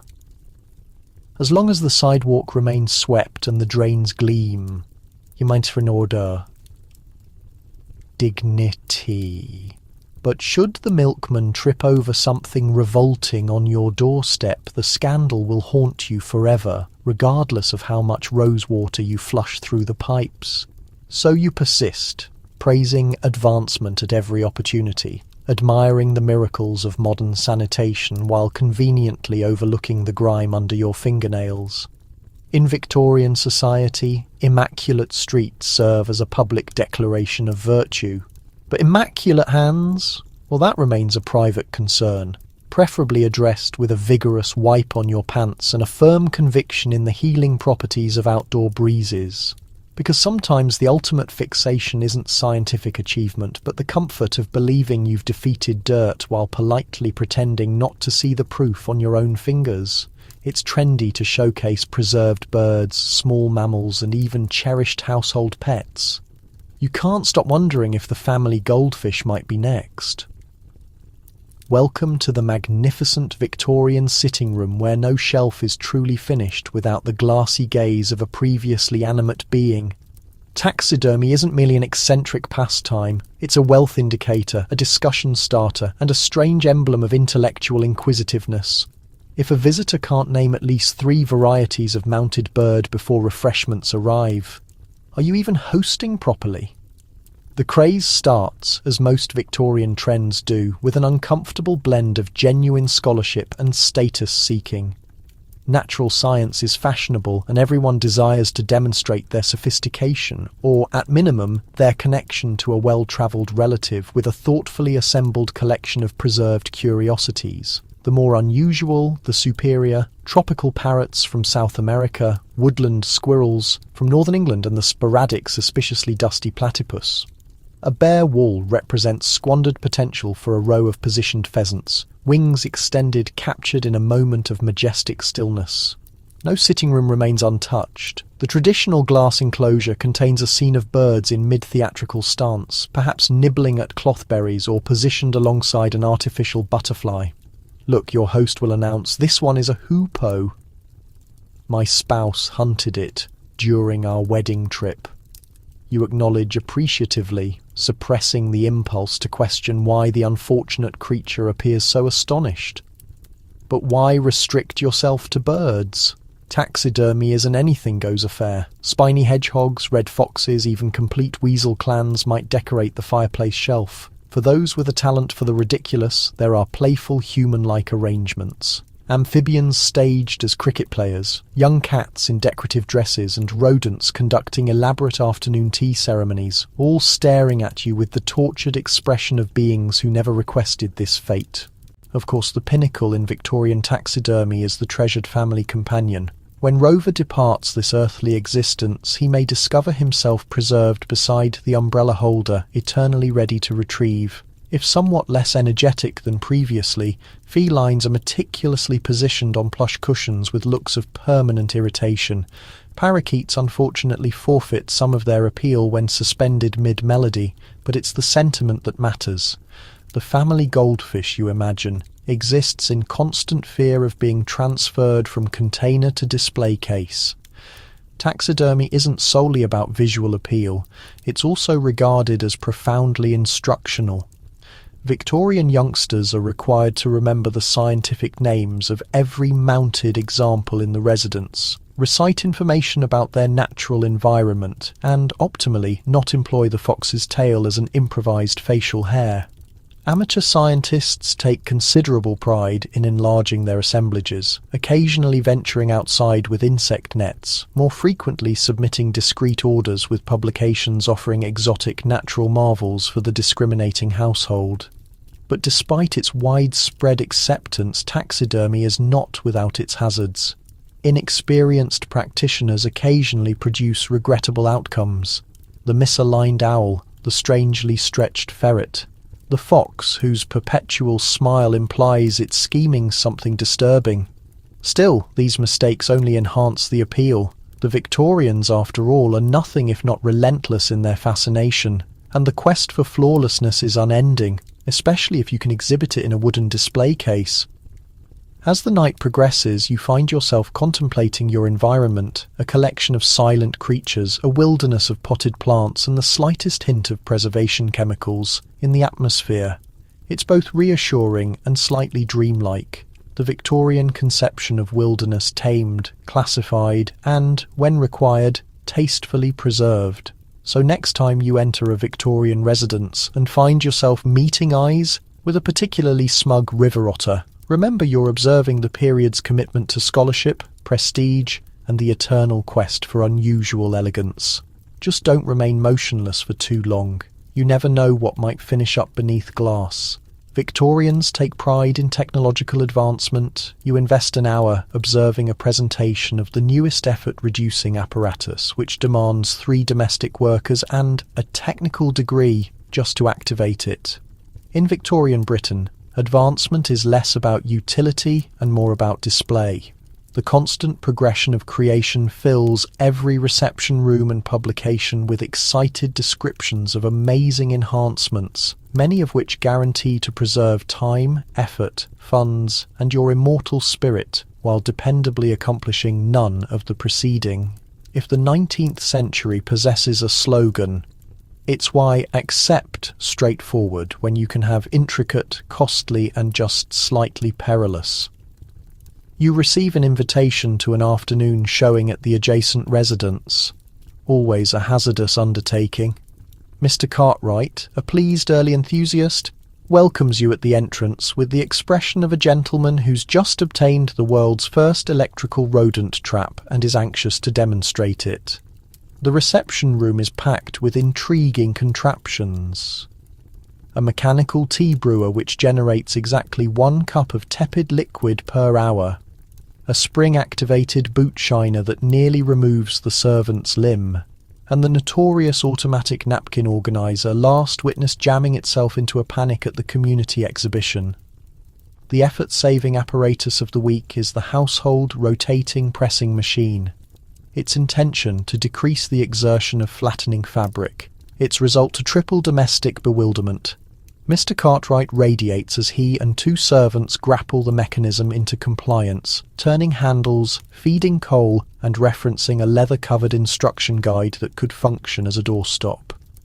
At last, the machine trembles to operation, releases a remarkable cloud of vapour, and generates, after considerable rattling, a single, marginally singed handkerchief.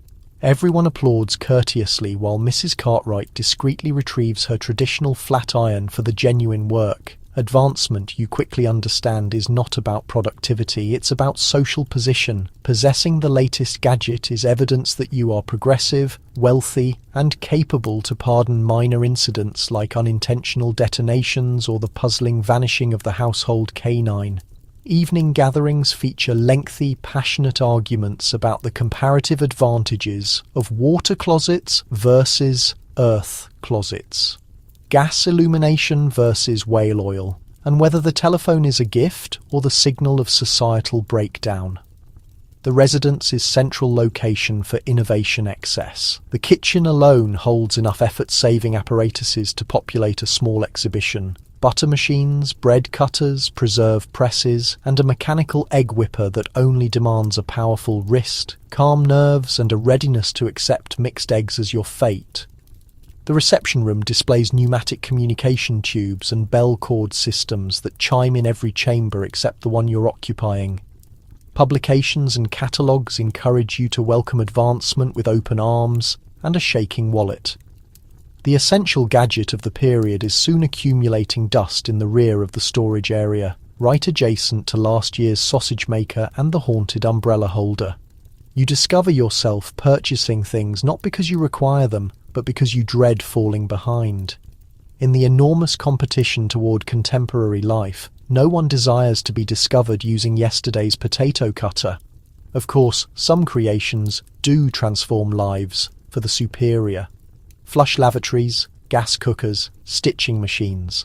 But for every brilliant discovery, there are 10 more that generate only bewilderment, amusement, and the sporadic insurance filing. The Victorians continue on, undiscouraged, confident that if they just create enough intelligent solutions, the disorder of daily existence will finally be mastered. In the conclusion, Victorian advancement is a magnificent display of aspiration and arrogance. You admire the cleverness, cringe at the impracticality, and silently determine to maintain your hands away from anything with a winding mechanism. After all, in this period of creation, sometimes the greatest innovation is recognizing when to continue with what actually functions. Victorians cultivate a nationwide terror of miasma, invisible plumes of lethal foul air allegedly hiding everywhere. Every chamber is crammed with vinegar-drenched sponges and sharp bouquets intended to cleanse your respiratory system. You discover yourself waving a lavender pouch like a mystical rod, all while disregarding the chamber vessel under the mattress, which is the genuine issue. In a period before bacterial theory gained acceptance, foul air is accused for everything from cholera to dental pain. If a puzzling sickness spreads the vicinity, you can wager your neighbour's potted plant that the perpetrator isn't contaminated water or rotten food, but an especially aggressive blast of invisible threat drifting through the opening. Physicians, brochures, and concerned relatives unite in cautioning against the threats of miasma, so extensively that taking a full breath in Victorian Britain becomes a risky game of respiratory gambling. You enter any respectable residence and are instantly assaulted by the odour of preventative actions. Sponges saturated in vinegar suspend from door handles and fireplace mantles. Bundles of preserved herbs, lavender, rosemary, sage dangle like garlic in a vampire film. Their genuine purpose, more about overwhelming the stench of city existence than healing anything. Every residence has its own scent identity, a distinctive combination of disinfectant, botanical optimism and alarm. Lifting a window is a debatable action. Some advocate for the revitalizing strength of outdoor air, assuming it's not arriving from the path of the neighborhood tannery. Others are persuaded that even a mild breeze will draw in an entire metropolis's worth of mortality mist. The most secure approach, according to the authorities, is to open a window barely enough for a solitary molecule of oxygen, then shut it immediately the moment anyone wheezes. The exterior world is equally troubling. City roads overflow with horse-pulled vehicles, piles of garbage, and the enigmatic puddles that nobody ventures to enter. Sanitary campaigners advocate for clean roads and community gardens, hoping that a strategically positioned shrub will protect the respiratory systems of the blameless from city danger. Meanwhile, every drainage opening is regarded with distrust, a gateway to the netherworld, releasing noxious fumes at the peak of the Great Stink. Even Parliament abandons its waterside location in favour of the comparative security of vinegar. Soaked draperies, designs, commerce thrives for creators of air-cleansing gadgets. The patented ozone producer promises to eliminate all harmful vapours from your reception room, assuming you don't object to the occasional electrical jolt. Households purchase in aromatic fumigators, which resemble suspiciously like movable broth cauldrons, and scatter camphor on every area in a frantic attempt to maintain evil gases away. If you're experiencing especially anxious, you can always push your face into a pouch of marjoram while passing the seafood merchant's wagon. Individual cleanliness becomes another battleground in the conflict against foul air. Garments are suspended out to ventilate daily, irrespective of conditions, in expectations that sunlight will eliminate the bacteria right out of your undergarments. Head coverings are stuffed with preserved violets, and gentlemen transport small scent bottles on chains, prepared to inhale at the initial hint of difficulty. The more worried keep a cloth saturated in cologne pressed continuously to their nostrils just in case. All the while, the genuine sources of threat, unwashed fingers, contaminated food, that rotting chamber vessel are overlooked or simply tolerated. It's simpler to believe that rescue lies in bouquets and sponges than to confront the truth of Victorian water systems. You drift asleep to the aroma of crushed lavender, persuaded you are securely wrapped against the miasmas of the darkness, all the while sharing your chamber with half the river conveniently stored under the mattress. In the conclusion, the enormous miasma alarm is less about scholarship and more about reassurance. The ceremonies of cleansing offer a feeling of authority in a confusing world, one whiff of vinegar at a time. And so you wave your pouch courageously, proud contributor in the magnificent Victorian custom of battling the incorrect enemy, and wonder that you endured the darkness with your respiratory system, if not your self-respect, intact. A journey to the community exhibition means compressing into a suffocating pavilion to stare at bearded women, two skulled goats, and the amazing child who consumes cheese. Victorians declare it's instructional. You mostly feel disturbed but applaud enthusiastically regardless, so nobody suspects you're from the future. Welcome to the strange world of Victorian amusement, where the hunger for novelty encounters the sheer boldness of what people will compensate a penny to observe. The moving exhibition is in community, filling the atmosphere with the aroma of roasted nuts, spilled ale, and something faintly suggestive of goat. You avoid the penny theatres, wax exhibitions, and the compulsory gentlemen selling questionable tonics until you're attracted, like everyone else, to the tent with the most dramatic sign. Unusual marvels of the organic world, all genuine, all breathing, all remarkable. Inside, the temperature is overwhelming and the enthusiasm is coloured with something near to anxiety. You grip your guide, eyes shifting from the bearded woman whose impressive chin would embarrass half the crowd, to the connected twins playing board games, to the amazing child who consumes cheese, who appears to be doing exactly that, albeit with an expression of existential acceptance. The Victorians label it enlightening, asserting freak exhibitions expand the intellect and motivate compassion for the less privileged. But underneath the exterior there's something intensely voyeuristic, an impulse to wonder at the uncommon, to be thankful for one's own normality, and perhaps to chuckle nervously when nobody proper is observing. Each entertainer is presented with magnificent drama.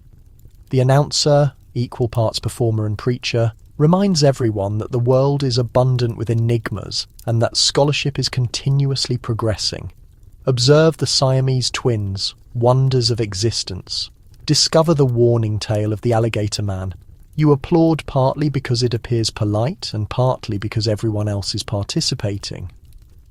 Privately, you suspect most people are present for the tremor of discomfort, the delightful excitement of observing what's not meant to exist. Not all the displays are breathing. Some pavilions accommodate jars of maintained curiosities, 2 skulled serpents floating peacefully in alcohol, and amphibians with additional limbs arranged on fabric. There's a reduced skull, almost definitely counterfeit, and a selection of giants' bones that appear suspiciously like they previously belonged to a bovine. There's even a destiny predictor, her pavilion covered in purple fabric, guaranteeing to disclose your future for the cost of a sticky coin and a readiness to accept your wed a nobleman. For the Victorians, freak exhibitions offer an intriguing mixture of ethical instruction and amusement. Guardians pull their offspring through the presentations, muttering cautions about the threats of marrying your relative or the significance of consuming your vegetables lest you develop additional appendages. Meanwhile, activists protest against the manipulation, launching brochures and speeches, but privately acknowledging that the freak exhibition attracts a larger audience than the Sunday speech ever could. The entertainers themselves are frequently captured in a web of manipulation and independence. Some are forced, others welcome their recognition. Others and a handful become famous figures, recognised names with their own admirer mail, product endorsements, typically moustache wax or cheese, and even the unusual proposal of matrimony. For a fortunate handful, the pavilion is a passage out of destitution, a location to manage the story, and a means to secure a living when respectable society provides no position at all. As you surface into the daylight, you're abandoned with the unusual mixture of sentiments: wonder, discomfort, thankfulness, and a persisting suspicion that maybe the amazing child who consumes cheese is actually understanding something. You applaud for the concluding performance, purchase a commemorative penny publication, and promise never to consume cheese in public again. In the conclusion, the Victorian obsession with freak exhibitions is less about instruction and more about the excitement of the unusual, the requirement to stare, to marvel, and to face the boundaries of your own comprehension. All for the cost of a ticket and a portion of guilty applause. And perhaps, just perhaps, to experience a little less strange yourself. Every condition, from hair loss to heartbreak, has a matching miracle remedy, typically bottled in emerald glass and guaranteeing to heal feminine complaints with a secret mixture of laudanum, lead, and expectation. You're inclined to consume a tablespoon just to endure dinner discussion, but the label cautions it may produce restless limbs and a mild tendency to ignite. Step into any Victorian drugstore and you'll discover shelves arranged with bottles of questionable elixirs, each more extravagant than the previous. The atmosphere is dense with the aroma of camphor, oil of cloves, and the unmistakable hint of marketing brilliance. Labels yell with assurance, guaranteed to restore energy. The only authentic liver tonic remedies indigestion, gout, sadness, and unfashionable anxieties. Each one boasts a secret recipe handed down by a legendary great relative or recently uncovered in the East. And every bottle asserts to be the solution to difficulties you didn't even realize you possessed. Promotion is constant and magnificently uncontrolled. Brochures, posters, and the backs of penny publications are covered with endorsements. I consumed Dr. Puddleworth's celebrated cough mixture and instantly grew 6 inches in stature and confidence. Madame Fothergill's infusion of wild lettuce rescued my matrimony and remedied my lower back pain. You suspect the identical endorsements are being employed for multiple products and that most of the previous pictures were simply sketched by a slightly intoxicated illustrator. The components are a Victorian greatest achievements of questionable laudanum, a cheerful mixture of alcohol and opium, cocaine, arsenic, mercury, chloroform, and occasionally a splash of genuine herbs, all combined together with the assurance of a youngster making a dirt pie. Youngsters' teething mixtures contain enough morphine to send the whole nursery to dreamland for a week. Feminine complaints are handled with a mixture that could, in an emergency, knock out a stallion. It's a wonder anyone endured long enough to purchase the subsequent bottle. No one is resistant to the attractions of the drugstore. A sniffle, a heartbreak, a pain in the lower spine. Out arrives the tonic. Gentlemen strengthen themselves with invigorators and cordials, while women seek out nerve elixirs and facial waters. There's a patented medicine for everything. Dental pain, exhaustion, sadness, feeble ankles, excessive moustaches, and even the unclear but ever-existing threat of general discomfort. Secondary effects are either overlooked or printed in such tiny type that only a bat could decipher them. Some households treat patented medicines like tradable cards, comparing bottles and distributing preferred remedies at supper. I depend on Dr. Snodgrass's bitters for digestive issues. Oh, but you absolutely must attempt Professor Quigley's Egyptian mixture for sadness. It matches beautifully with fortified wine. The courageous or the reckless will combine 2 or 3 for good effect. Pursuing a stimulant with a sedative and completing off with a substantial dose of evening sleep potion, which is fundamentally laudanum but with more enigma and less caution. The community physician regards this all with a combination of terror and acceptance. Medical education competes with Aunt Myrtle's enthusiastic endorsements and the irresistible excitement of self-analysis.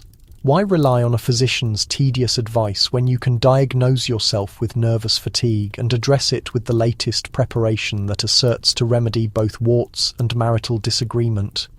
Inevitably, some remedies become notorious for their spectacular consequences. Hair restorers that transform you emerald, calming mixtures that abandon you delightfully unconscious for days. Tablets that guarantee weight reduction, hair development, and perpetual youth, but produce little more than a noisy abdomen and a nervous tremor. Newspapers are scattered with accounts of miraculous recoveries and occasionally the unusual litigation, though these are typically settled discreetly with a fresh batch of cordial and an understanding to never mention Uncle Alfred's experience again. And so you exist in a world where expectation, desperation, and a dash of intentional ignorance encounter in every spoonful. The miracle remedy never quite functions. But there's always a new bottle waiting on the shelf, guaranteeing a superior tomorrow and a brief escape from the routine of daily existence. If nothing else, Victorian patented medicines offer the ultimate placebo, the reassuring conviction that whatever troubles you, there's a remedy, just one questionable dose away. Victorians don't just accumulate stamps, they categorize, alphabetize, and record literally everything. Stones, butterflies, fasteners, even the neighbours' strange wheezes. You discover a journal devoted entirely to the household's daily intake of toast. You are now officially terrified of the stationery cupboard.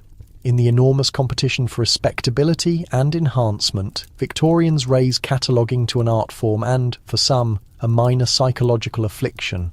It's not sufficient to possess things. You must document, label, and cross-reference them with the accuracy of a government department and the enthusiasm of someone frantically trying to repel existential anxiety with documentation. Every residence boasts a pile of notebooks, journals, and binders, each meticulously organised, each filled with columns of flowing, flawless handwriting that makes your own shopping lists resemble a ransom note. The day commences with inventory. The kitchen servant consults the toast journal where the previous day's entries have been updated. 3 slices moderately browned, 1 scorched, 1 mysteriously missing. The preserve jar has its own running count, complete with observations about freshness and potential signs of interference, typically blamed on the feline. In the sitting chamber, a grandparent updates the fastener register, noting that the count of mother-of-pearl small 2 opening fasteners is now decreased by 1. Suspicion falls upon the youngest youngster, who has also been witnessed moving stones between the garden walkway and the finest reception room, an action that will require a new page in the enormous stone catalogue. Of course, this obsession extends to pastimes. Collecting butterflies is practically a national sport, though a Victorian butterfly enthusiast won't settle for simply mounting specimens on fabric. Every single butterfly earns its own meticulous record card documenting when it was caught, where it was found, what the sky looked like, and whether the collector felt cheerful or gloomy that particular day. This same treatment extends to preserved botanicals, postal stamps, ancient relics, currency, hair clippings, and in one particularly disturbing instance, an exhaustive catalogue of remarkable sneezing incidents throughout the winter months of 1872. The ultimate symbol of compulsive record-keeping is the domestic ledger, an enormous volume containing everything from textile inventories to how many steps lead up the rear staircase and exactly how many hours each candle lasted the previous week. Whole sections exist devoted to desserts, proper etiquette, and a special supplement for various minor catastrophes, all carefully indexed by when they occurred, who was responsible, and what fix was needed. There's actually a graph tracking which people in the neighbourhood request sugar most frequently, accompanied by a scoring system for timeliness of return, punctuality, and conversational quality. Record keeping isn't simply about monitoring things, it's about forcing structure onto a reality that constantly threatens to fall apart completely. The simple act of documenting something gives it significance, turning a heap of random buttons into a vital record of domestic existence. It also enables the quintessential Victorian hobby of organisational one-upmanship. Households subtly compete over their record books during afternoon tea. Our dairy log extends back to 1823. Impressive, but have you examined our categorised collection of respiratory ailments? It's remarkably thorough. The supply closet becomes both the nerve centre and the emblem of this fixation. Open that door and discover row upon row of journals, ink containers, writing implements, decorative strings for bookmarking, and sufficient absorbent sheets to soak up an entire river. The mere vision inspires a combination of wonder, dread, and the growing awareness that eventually someone will request you refresh the catalogue of empty record books. This urge doesn't stop at the household threshold. Civic existence overflows with registers, documentation, and bureaucratic summaries. City authorities monitor street lamp tender punctuality, avian observations, and the exact timing of questionable fog conditions. Even memorial services receive exhaustive recording, attendee count, floral varieties, speech duration, and who shed tears initially. By evening, you're more drained from keeping records than from genuine exertion. You drift off gripping a partially completed journal, imagining rows to be calculated, registers to be organised alphabetically, and the reassuring knowledge that as long as everything gets documented, nothing genuinely surprising can possibly occur, or if something does, at least there will be space designated for it. So this evening, as you sink into your fresh linens, perhaps pause to appreciate that your furniture appendages remain completely exposed and nobody requires you to needlework their hair into jewellery. You've endured Victorian fixations, botanical crazes, grief customs, supernatural dining events, and the continuous struggle against provocative furniture supports. You've layered a dozen garments, selected the appropriate neckwear, and withstood the suffocating grip of propriety. All this while graciously applauding someone's disturbingly uneven skull shape. But underneath the ridiculousness, there's genuine amazement. Victorians, through their relentless pursuit of structure and purpose, somehow created whole pastimes, adorned their dwellings with taxidermy, and stressed endlessly about spoon positioning. They handled accelerating transformation, bewilderment, sorrow, and the constant anxiety that their facial hair wasn't adequately spiraled. Their fixations, no matter how peculiar, were merely their method of understanding a reality that appeared to be revolving more rapidly with each passing year. So whenever you feel strange about your late-night eating habits or the quantity of greenery crowding your window ledge, keep in mind the past is packed with individuals doing their utmost, primarily by being somewhat absurd. As you fade into sleep, feel thankful for contemporary conveniences like climate control systems, personal space, and the liberty to let your furniture display a bit of leg. Perhaps murmur a soft acknowledgement to your forebears who lived through fraudulent remedies, mystic communicators, and philatelic mania so you could slumber with your own particular quirks. Because the past may be nonsensical, but it's also evidence that humanity is persistent, optimistic, and infinitely imaginative. even when it involves draping a musical instrument, support for modesty. Rest peacefully, sleep soundly, and may your slumber remain untouched by jellied meat.